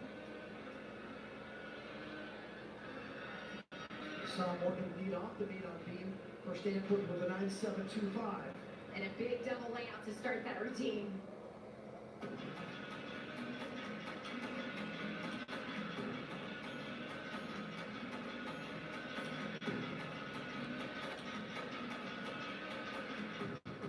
Stanford having a great rotation on the floor exercise. Their low score right now, that 9.675. Morgan's been on 3 different events this year, the vault, the beam, and the floor, but this is her best event, 92.5 twice.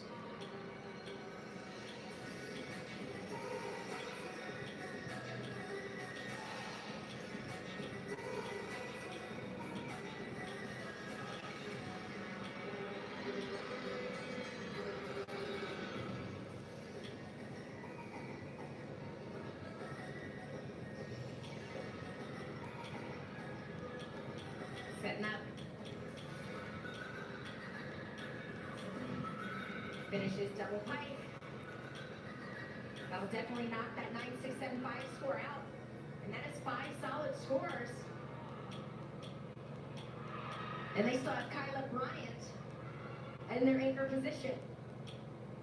I'll admit, because of all the adversity they face, I was really pulling for Stanford coming in. I wanted to see their best meet of the year right now. Allie Smith goes 9.9, so look at the scores. We talk about coaches stacking their lineup from a 9.7 all the way up to a 9.9, and they finish with Geneva Thompson, an all Pac-12 selection last year, has already won on vault, and earlier had a streak of 23 in a row where she went 9.8 or better. She started a new streak with a season-high 9.9 at Oregon State. It's all about the landing. Got it. You can tell she owned that in the air. Even I knew it, Amanda. That's how good it was. Well, when you see great technique, it's very obvious. She comes straight up off the table. When you get that straight up, it gives you the ability to come straight down. You see the landing, you're able to spot it, and then it's all about putting your body in the right position. Arms where she wants it, bending those knees. She split her feet a little bit, but considering the ball starts from that 9.95, it should be close. And she has had a perfect 9.95 in her career. That's the start value, and that's the best she could have gotten. Lena Dietz. Bailey McCabe got a 9.75. Giant fold to Kachev. Nice forearm swinging right up to that handstand. And a beautiful transition down. Good start to her career on this event. 4 times. She's got 9.8. Looking for one more at the big meet. Beautiful toe point. And finishing with a great double layout. College stick. She roll out of it. College stick. Hey, it was a beautiful routine. Have you ever done a double layout? What's your style? Not intentionally. Yeah. It's so easy from up here. Absolutely. I can tell you, I can promise you, it's not as easy as they make it look. 3 9.8s in a row for Oregon State, and now up steps Maddie Dagan. Dagan on the beam, a 2-time All Pac-12 selection. Ranked 28th in the country on this event, 6 wins, and all of her scores have been 9.8 or better. Enjoy. Confident.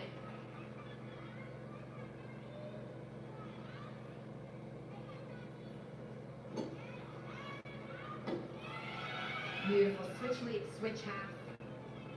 Twice this year, she's gone as high as 9.925 on beam.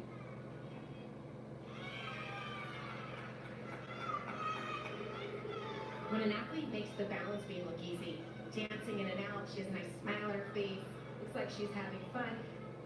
How does she forget that it's 4 inches wide? But ultimately, that's what makes them great, and that is going to be the highest score of their rotation. Well, we already know it's going to be a 9.8 plus. Her season high, again, the 9.925 came in 2 of their biggest meets against California in a meet that we did here on the Pac-12 network in Westwood against the Bruins. 9.875 from Oregon 1. Look at the scores that Stanford is piling up over on the floor. Well, this is fun now, and You can tell each team is feeding off the one just before it. Yeah, it's almost like that first rotation, everybody was a little nervous. Now they're getting in their groove. You can feel the energy picking up. Kyler Bryant, her best event, but she only has one score above 9.8, so she's been a little rusty on this one. Got a smile on her face, got a little momentum in her pocket. Lots of power, full twisting double back, perfect landing. Well, if she's able to drop Sandra Jessen's 9.675, Stanford would have 5 scores of 9.8 or better. Head coach Tara McGinn in the background doing the whole routine with her. I love that. That is one of my favorites to watch on this event. She just looks like she's having fun out there. I think that's what I miss more than anything. Getting out there, performing, and just enjoying it.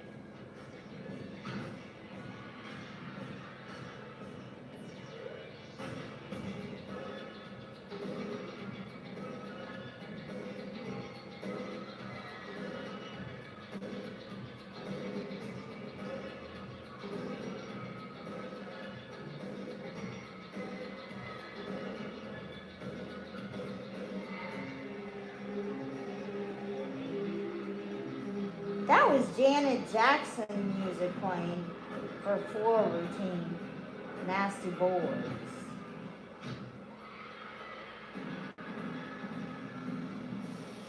Woo! 3 huge tumbling passes, lots of attitude packed in that routine. Kyler Bryant already had a 9.875 in the first rotation on balance beam. And no matter what her score is, I can already tell you that will be the best floor rotation of the season for Stanford.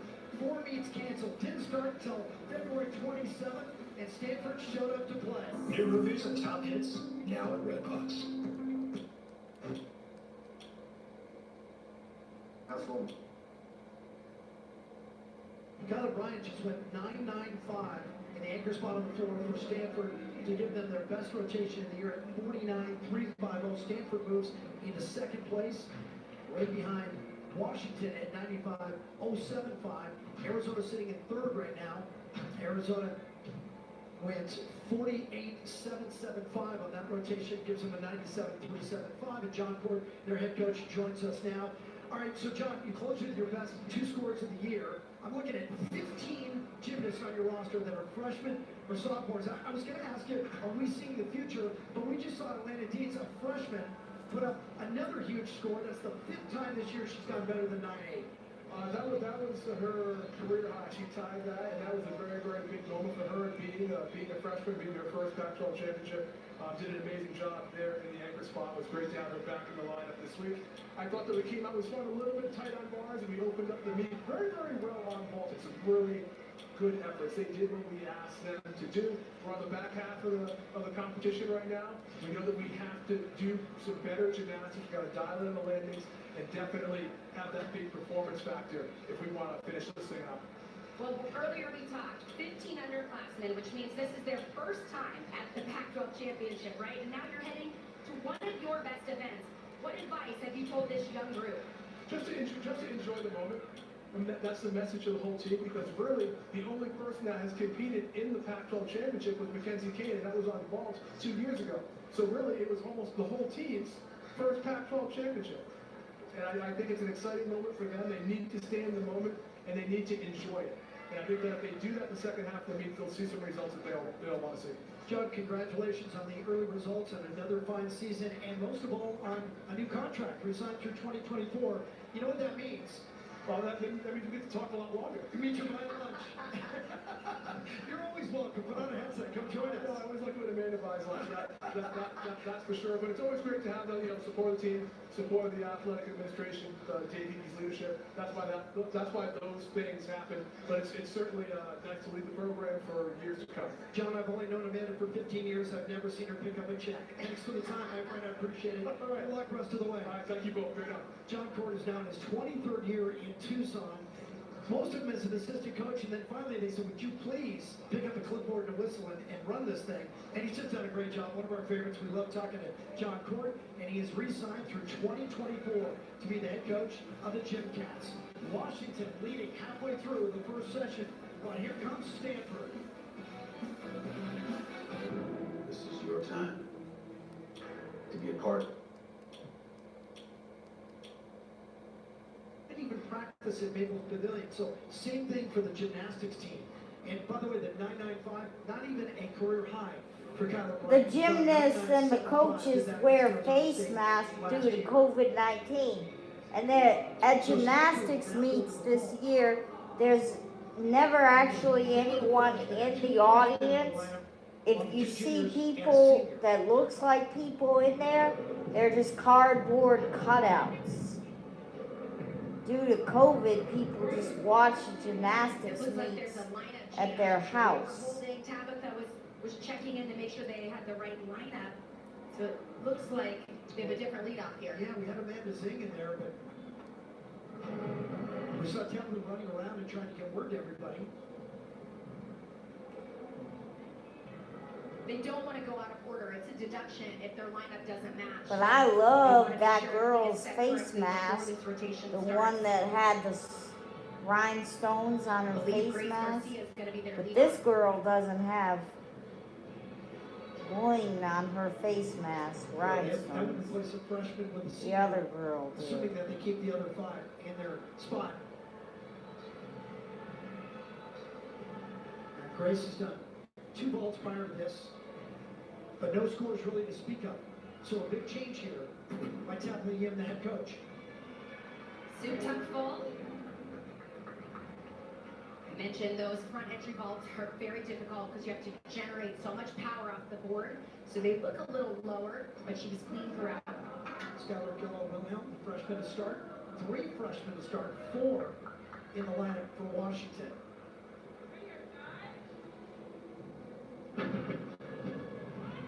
This has been the event that has been most challenging for Washington. They have a lot of potential, though. Yeah, their average has been climbing, but they have not yet reached a 49. Having those 2 strong rotations hopefully helps them find their groove on this event. And that is a great start. Yes, it is. Gillow-Wilhelm has won once already. She's got back-to-back season highs, 9.85s. And what? Both of the California meets, by the way, were little big scores put up all over the gym. What a great moment for a freshman. It's impressive to be able to come out and open the rotation with that much confidence. First time we're going to see Avery Stoffaker. She's been on the balance beam, and the balance beam only in every meet, up and down scores, but she is coming off a career high, 9.85 at the tri-meet at McHale to close the season. Avery has been in this leadoff position for most of the season. Setting up for her first tumbling element, back handspring layout step out. Nice job, little lean to the left, snapping those arms down, finding her center.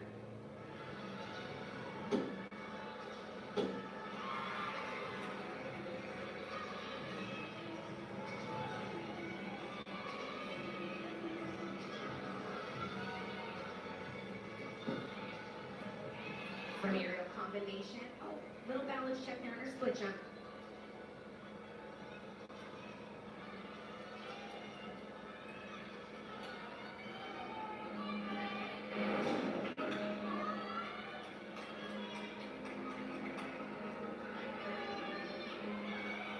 All that's left is the dismount. Cartwheel into that gainer full. And a solid start. Avery Stoffaker in my contract prohibits me from saying it while she's on the beam. She comes out of gold medal gymnastics, Scottsdale area, outside of Phoenix, where she was one of your gymnasts. She was. So my heart was pounding a little bit, and if you said anything too soon, I would have hit you. I know. You've been close enough. I've learned over the years. Keep it to myself. Nia Mack, first up for Oregon State on floor. Great event for Oregon State. They're ranked 13th in the country, 4th in the conference, averaging 49.2, and their best of 49.45. They've hit 49 in 7 straight meets. Here we go. Combination, a little too much power, bouncing out of that front 1.5 twist. Well, earlier we talked, they started on their weakest event, the uneven bars. They went to the most challenging event, the balance beam, so that they could finish on their strongest, the floor and the vault. So every routine, the goal, is to pick up that momentum and, of course, build their scores in the back half of this competition.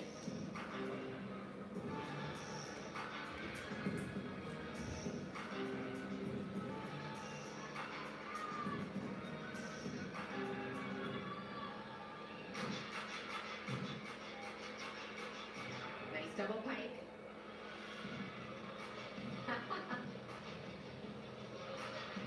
She's using some really fun facial expressions. Just always makes me think the crowds will be going wild. Whew. Lots of fun choreography throughout that routine. She had the big bounce out of the first pass, but everything else was nice. Yeah, it's been a very disappointing day so far for Oregon State. A couple of 48s in the first two rotations, but this is, again, one of their strengths. In fact, the last two events, the floor and the vault, both of them, they're ranked 13th in the nation. So this is their chance to rally right here, 9-5 for Garcia, as Stanford has completely changed its order. Amanda Zhang was scheduled to be the lead off, now in the 2 spot. Doesn't much matter, 3 times this year. No 9-8 so far, has had 9-8s or 9-7-5. Was a nice layout full. Neil Gallup, assistant coach, 6th year with the elbow bump. Nice, easy. Just had to pipe down a little bit. When the judges watch these vaults over and over, they get an exact eye of what they want to see, and then they take those small deductions for body position, amplitude, and landing. Killer Wilhelm, 9-8-7-5 opener for Washington, who is the team to beat now in this first session. Katie McNamara. The other freshman in the all-around for this team. Opening with the Jaeger. Nice position on the catch. Wow, holding that handstand. Moving down to the low bar with the pack salto. It's been a challenging event for her. Only one time this year she reached 9-8. A flat 9-8 against Arizona. Giant full double tuck to finish it. Taking that step back, but she was clean throughout that whole routine. You know, when I talked to the coaches about this event and how it's been weak, they said, you know, trying to find that sweet spot. We don't want to hold back, but we don't want to go too aggressive because that's where and why we make our mistakes. And there's been a great job. Carolyn Harry now for Arizona on the beam. Hot start has cooled off a little bit, but she's coming off a career high 9-9 in that final meet. So maybe she has regained that early season form.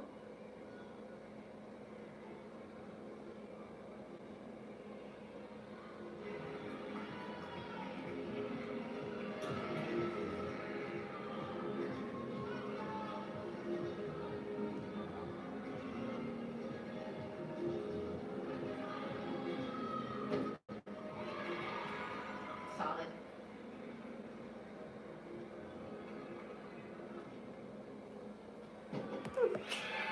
Side, perfect position on that landing. Any elements that are sideways on the balance beam, you have to be really centered, because if you lean forward, it's a balance check. If you lean backwards, you fall off the beam. So when they settle in perfectly like that, beautiful. A little wobbly there in that jump combination.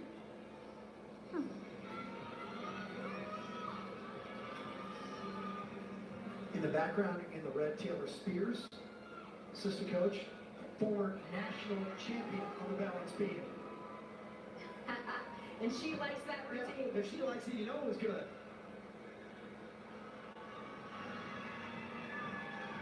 Nine 8 for Nia Mack.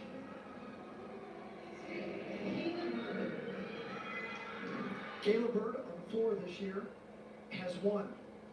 This is her best event. She's coming off a career high 9-9-2-5. When it comes to Oregon State on the floor exercise, you know names like Maddie Dagan and Caitlin Yanish, but when the coaches were talking, they said, our whole lineup's great, and Kayla Bird being one of those athletes that has really stepped up on this event. Combination pass there. She danced out of it. It was kind of hard to tell if she was a little off balance or not.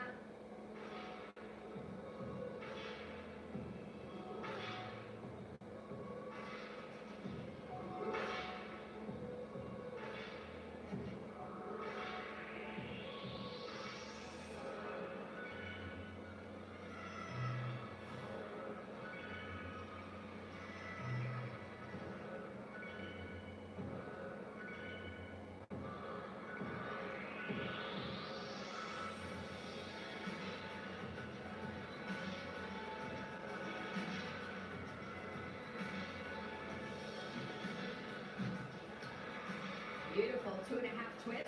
Those sometimes can be challenging to land. Very nice. You kind of see this trend where a lot of athletes are only performing 2 passes, so as long as they have enough difficulty, get all their bonus in there, it's a little less risky in making a mistake.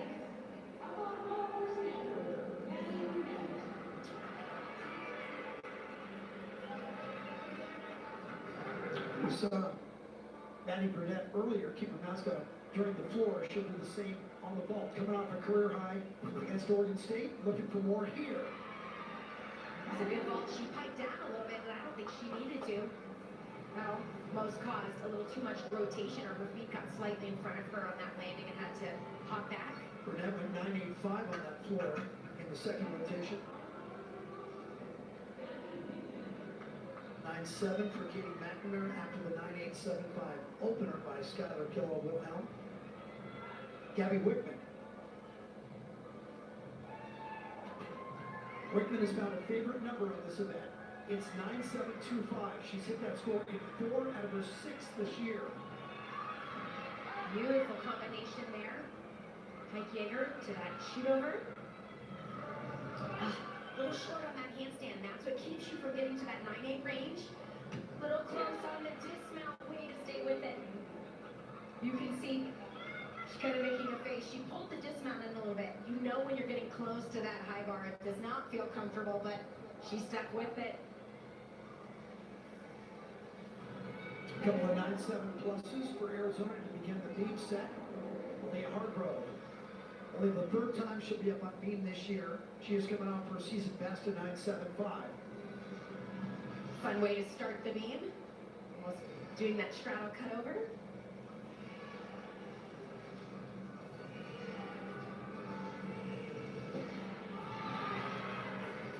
Locking in on that landing. Back hands from that step out.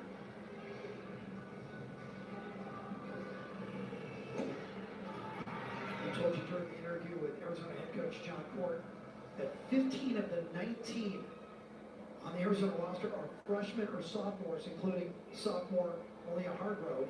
But she was in every meet last year, every meet this year. So she's actually a little bit older than her class ranking because of all that experience.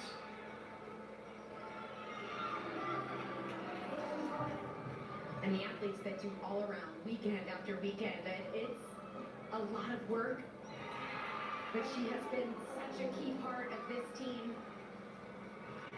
And you can just see that energy right there. Good for her. I just love the celebration, you know, and I do it with my kids at home. Celebrate the little things right now because we can all use a little good news, right? Absolutely. So let's overreact to everything on the positive side. Yeah. Kayla Bird, 9.9. Great set so far on floor for Arizona State. Christina Peterson comes in hot on the floor. 7 straight, Amanda, at 9.825 or better.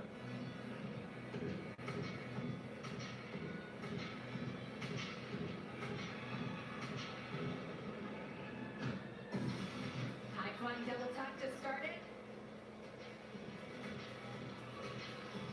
Moving right into that dance, making eye contact with the judges.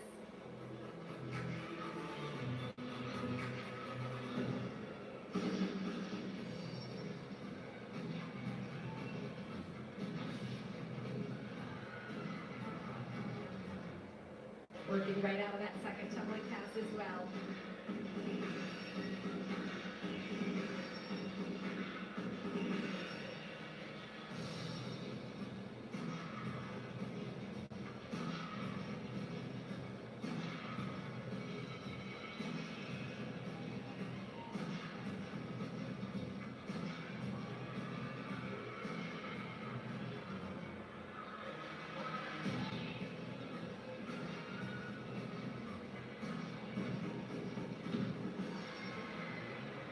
That's going to be another great score for her.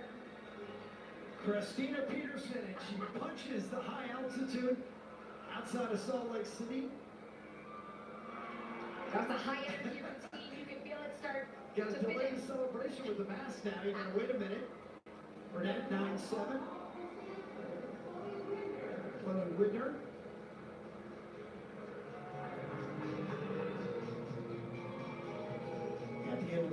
for Stanford.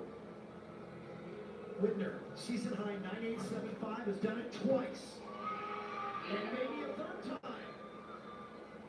You can just see that control. She makes it look so easy. Yeah. She has nice speed and position into the board, great block, glues those legs together, and then just floats into that landing. Well, neither Chloe or Neil Gallup, the assistant coach, were that impressed with it, so they must see it all the time. Wakeman 9675, so we want to pick it up here. Bowles, Thompson, and Thomas to close it out. You can see their season average is below 48.8.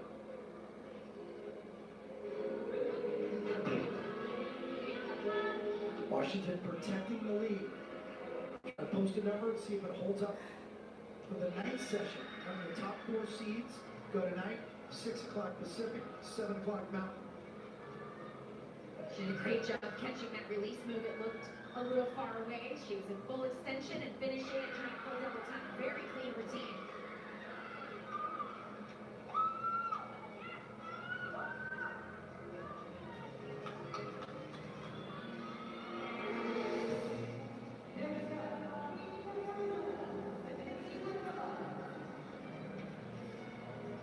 Hargrove just got a 9-9 on being top scorer for Arizona.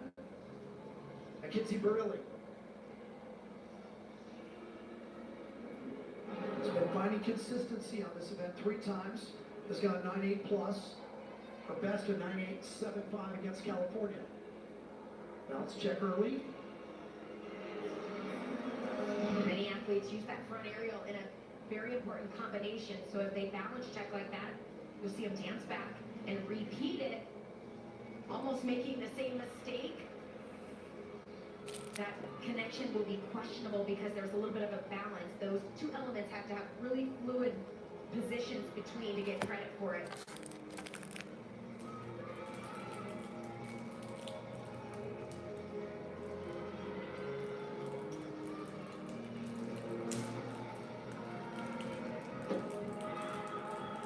Switch half. She was just a little lean to the right. I think had she stayed down though, she would center up, but instead kind of popped up to that finish.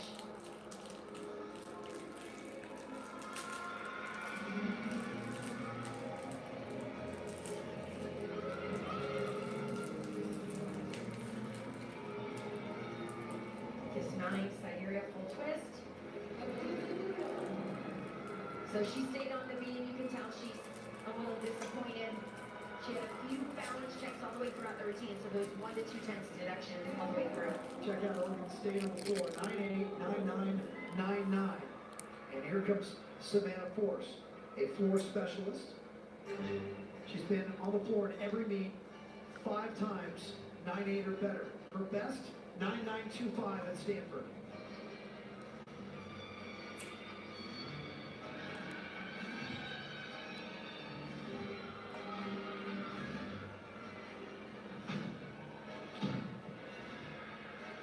Nice double pike to start it.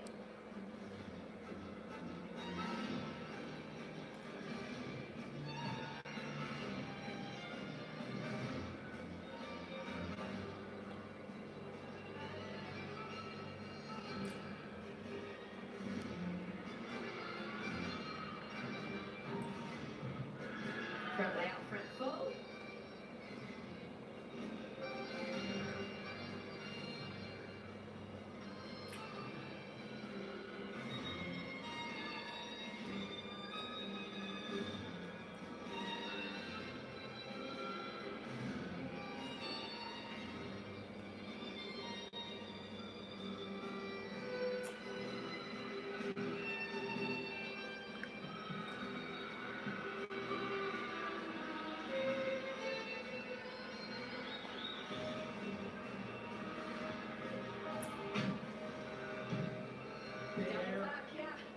She got really high. It did not rotate really quick, so she did a great job of pulling it around. But you notice when she landed, she had to take a step forward.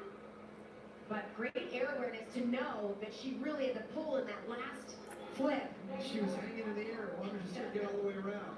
9.825 for Whitner. Kyla Bryant. Remember, we just saw her in that last rotation with that very impressive 9.95 on the floor in the anchor spot for the Cardinal. Wow. There's that power. She floats through that landing. She's almost doesn't even have to bend her legs. But because of that, she almost gets a little rebound. Way up in the air, wraps it in, and then straight up and down. She doesn't leave the mat. If you watch her feet, it's almost like she's so bouncy, she barely pops right off of it. She's won twice on vault this year. Has gone 9-8 or better at 75% of her vaults. Has a 9-9. Should be in that neighborhood. Morgan Bowles went 9-7-2-5. Geneva Thompson.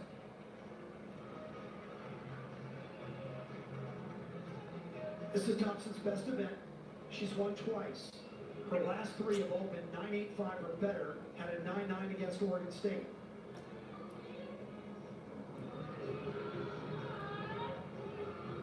Bounce over the low bar. So Geneva go 9-8-5 on vault in the anchor spot last rotation. Big release, a little close to the bar. Adjusted her position to catch. Able to work out of it nicely.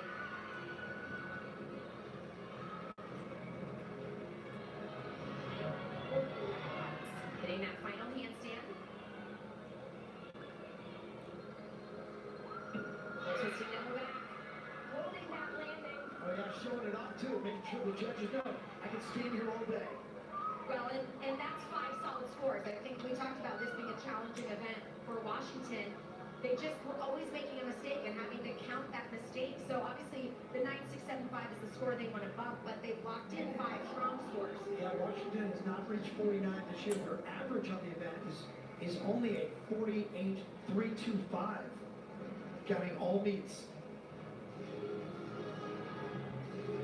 Jessica Castles for Arizona on the beat. Second time we've seen her today.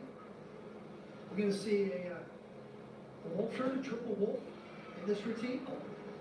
Holding on there, back handspring layout, step out was a little lean to the left. Yeah, you always wonder at the championship if they keep those unique, difficult elements in the routine.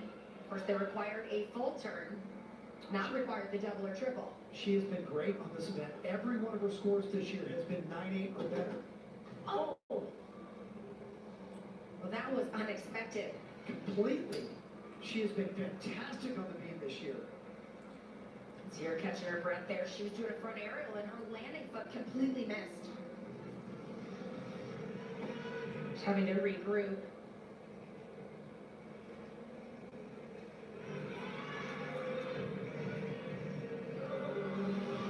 Is this the triple? 1, 2. There it is. That was the George, named after Keanu George, who we'll see later tonight, California. I remember she threw that in the first meet you and I did here in Utah for the Huntsman Center, and we were ready for it. We didn't know she was going to do it. And we weren't counting, so we were like, is that a double or a triple? You know, that's too bad. That was a great routine. Such a fluke, right, to miss that landing foot. What happens here, Amanda? Well, it's a front aerial, so you cannot see the beam as you're landing. Right here, you have to trust. Oh. And that foot just didn't even make it on. Her heel landed on the beam. And, you know, it's just a reminder, it's only 4 inches wide. So her heel was on, but you want your whole foot right in the center of the beam so it does not slip. Good set going for Oregon State on the floor. The low score, of course, is 9-7-7-5. Here comes Manning Dagan. Has the potential to score big. 5 times she's got 9-8, including a 9-9-2-5 against Utah.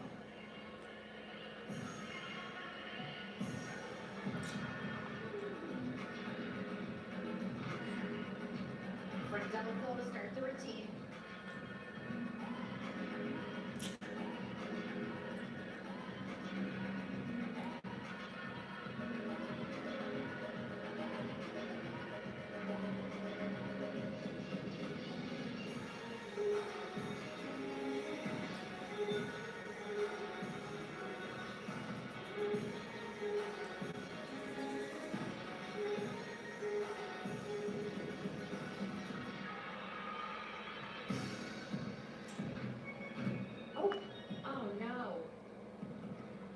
Front layout, front full right there. She came up short on the front layout, so that affected her punch. Her knees got kind of soft. She was able to stay on her feet, but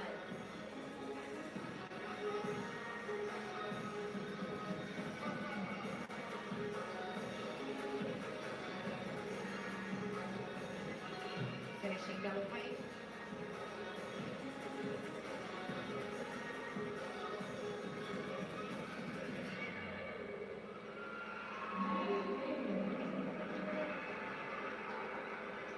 Just hasn't been Oregon State's day so far. You can have one problem in each set, they've had two, and that's how their scores down. So, I mean, what a fight right there. She landed the front layout and you could see her knees bent. Anytime your knees bent, you're not going to get the punch off of the spring force. So then she had to tuck full, barely was able to get around, held onto it, of course, a major deduction, and then took a step out of bounds. Got around 9.85, so the score's rising quickly for Stanford. Sandra Jessen, anchor spot. Go full. They've done a good job. They really rearranged that entire rotation, or their lineup.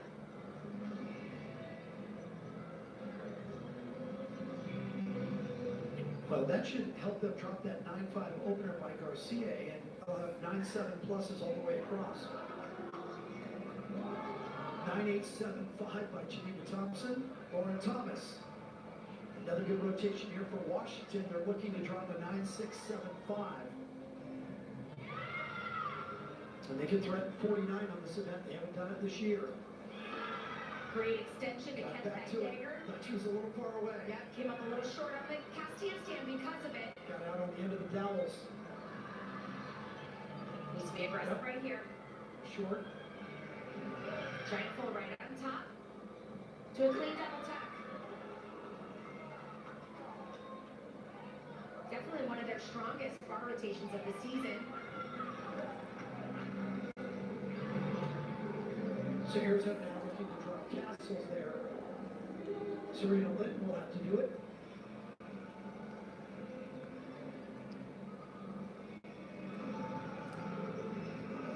She has finally found her footing on this event, coming off the season high 9.85 in that triple beat against Southern Utah and Air Force in their finale at home in Tucson.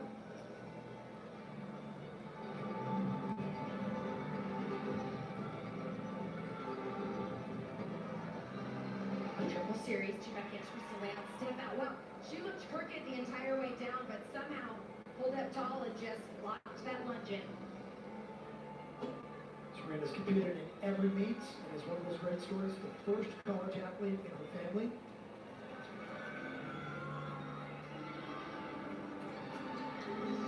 And no crowd here at the Maverick Center in West Valley City in Utah, except for selected friends and family. Center full twist. Good for her. Pressure was on. Yeah, came through. She did what she was asked. Yeah, she took a deep breath there. And a big hug from the bean coach. Yeah, that's what Taylor Spears is telling her. That's just what we needed, and he came through. So when you're in the anchor spot, you know what happens in front of you, and you know what your team needs. And you've had to wait the entire rotation. So here's Caitlin Yanish. She's ranked 23rd in the country on floor, but in my mind, Caitlin Yanish is one of the top 10 floor performers in this country. We've been watching her for years on this event. Dynamic. And you're going to see why right here, this first tumbling pass. Two-time All-American, has 6 wins. Last year, 6 wins this year. She's really good. High flying double layup, the second flip lifts. So much rotation.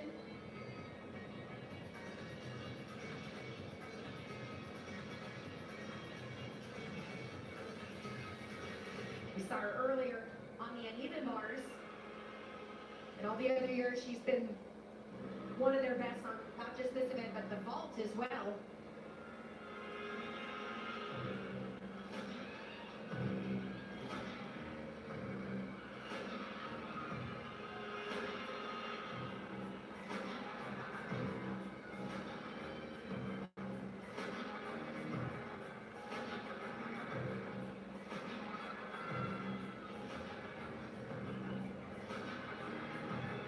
Six times she's gone 9-9.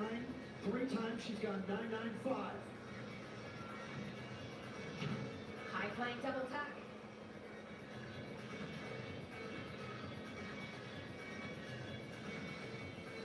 Pressure was on her as the anchor as well, and came through big.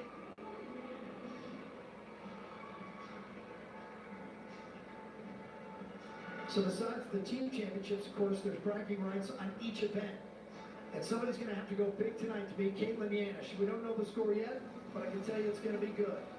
Third rotation in the books. We'll do the math, come back and tell you what everybody needs for the fourth and final turn. You're watching Pac-12 Arizona, home of the Arizona State Sun Devils and the University of Arizona Wildcats. Available.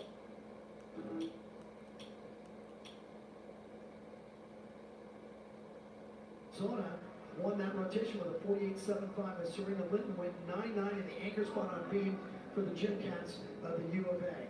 Tabitha Yim, head coach of Stanford, joins us now.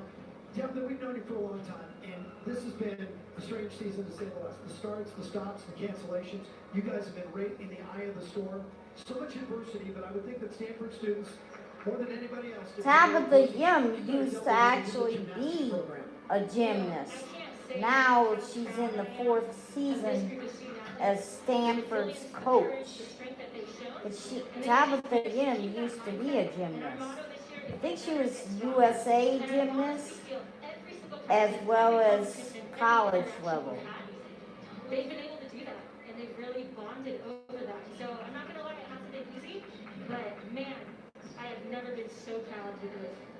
I would say today you've gotten better and stronger each rotation. Beam was a little rocky, came back big on floor, some great balls. There's one event left.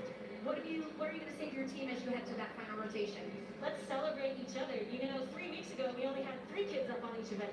So just the growth, I mean, even on beam, the athletes who have been able to step up, we are celebrating every moment. We didn't get to come here last year. Honestly, for us, it feels just unbelievable, and we're grateful for the opportunity to compete. And so we're going to live up every single moment and celebrate every athlete repping the X, because, man, do they deserve it. Tabitha, outside of gymnastics, the biggest story in this country right now is the recent rise in violence against Asian Americans. I know you live in the Bay Area, so you deal with this firsthand. Yeah, and thank you for giving me an opportunity. You know, I've been significantly impacted by the rise in violence against the Asian community, the AAPI community. And I have to say, you know, this year has been sobering in the area of racial injustice and violence. And we've seen how it's impacted the Black student athletes on our team, and now the Asian student athletes on our team. And I can't tell you enough, again, just how this team has really risen up to support each and every one of their teammates. And the way that they've rallied to step up not only on the competition floor, but outside of the competition arena has just been incredible. They are incredible women, unbelievable ambassadors for the sport and for our school. And I just want to say I'm thinking of everyone who has been impacted, and we got to come together and really work together to I think this song is The Weeknd playing Blinded by the Light. I love that song. Stanford, I know it's been a tough year, but you're having a good day. Congratulations. So Washington with a 146.925 leads going into the 4th and final. But the Gym Dogs will close on the toughest event, the balance beam. We come back to the Maverick Center in West.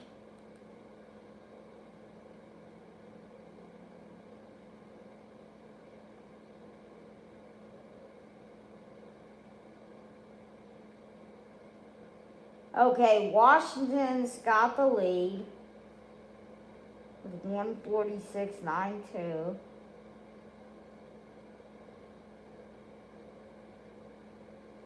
And then Stanford and Oregon State are tied for 2nd place. And then Arizona would be 3rd. You're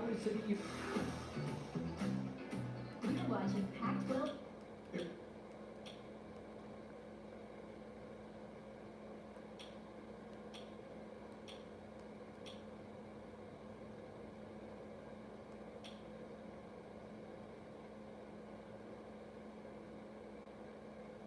Valley City. You're watching Pac.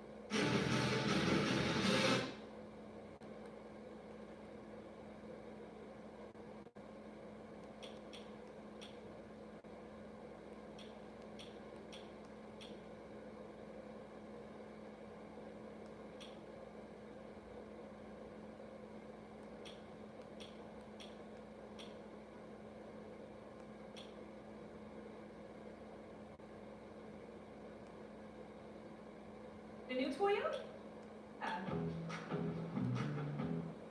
Yeah.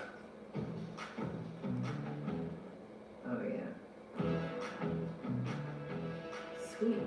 With great deals, get ready to turn your dreams into reality. Get 0% financing on a 2021 Highlander. Or lease a new Highlander LE for just $319 per month and get your first month's lease payment on us. Ready, set, go get your Toyota today. Toyota, let's... Our State Farm Showcase, we take you back to the second rotation. The anchor spot for Stanford on the floor, Kyler Bryant. Stanford had not hit 49 all year long. Bryant needed a good score. She got way better than that. 995, the high score of the meet so far.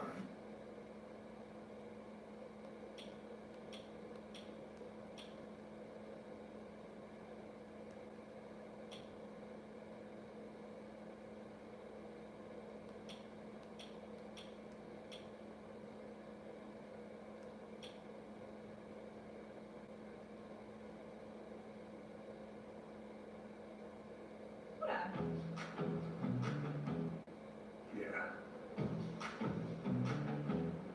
Oh, yeah. Sweet. With great deals, get ready to turn your dreams into reality. Get 0% financing on a 2021 Highlander. Or lease a new Highlander LE for just $319 per month and get your first month's lease payment on us. Ready, set, go get your Toyota today. Toyota, let's... Our State Farm Showcase, we take you back to the second rotation. The anchor spot for Stanford on the floor, Kyler Bryant. Stanford had not hit 49 all year long. Bryant needed a good score. She got way better than that. 995, the high score of the meet so far. Now, why does it keep cutting off? I don't understand why it won't keeps cutting off and like exiting out of there. I don't understand that. Fuck. I don't know why it's doing that.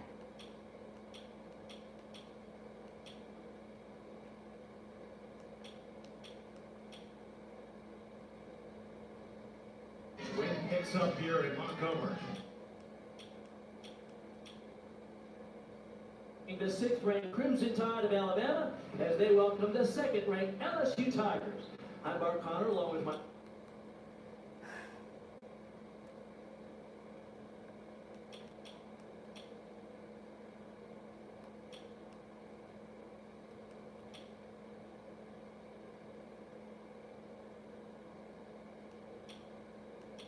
Well, I don't understand why my thing won't play. I don't know why. I don't know why it's doing this. And fellow In Washington and Arizona State, a double overtime.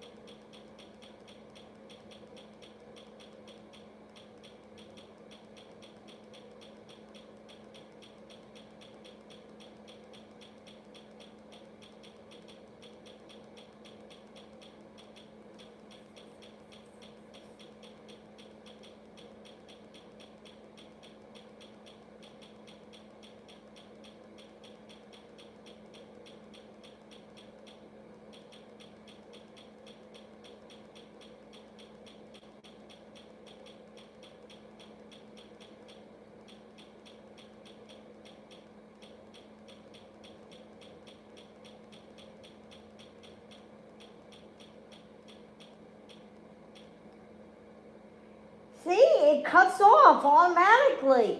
Why are you doing this to me? God.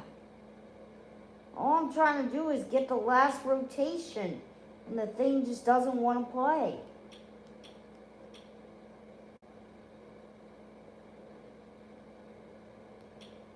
See, it just exits out automatically.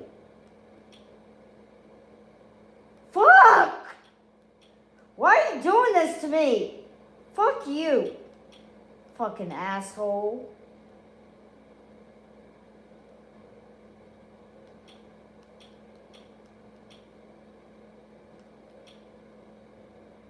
See? It did show the girl on the floor, and then it exited out shortly. I mean, is it just not loading up? Something must be going on.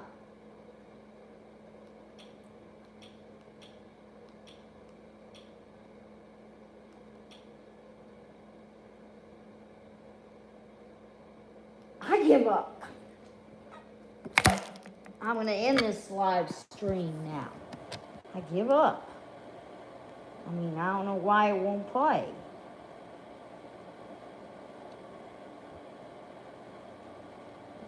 The thing is being an asshole, that's why. It's going good until an hour and 58 mark or 2 hour mark.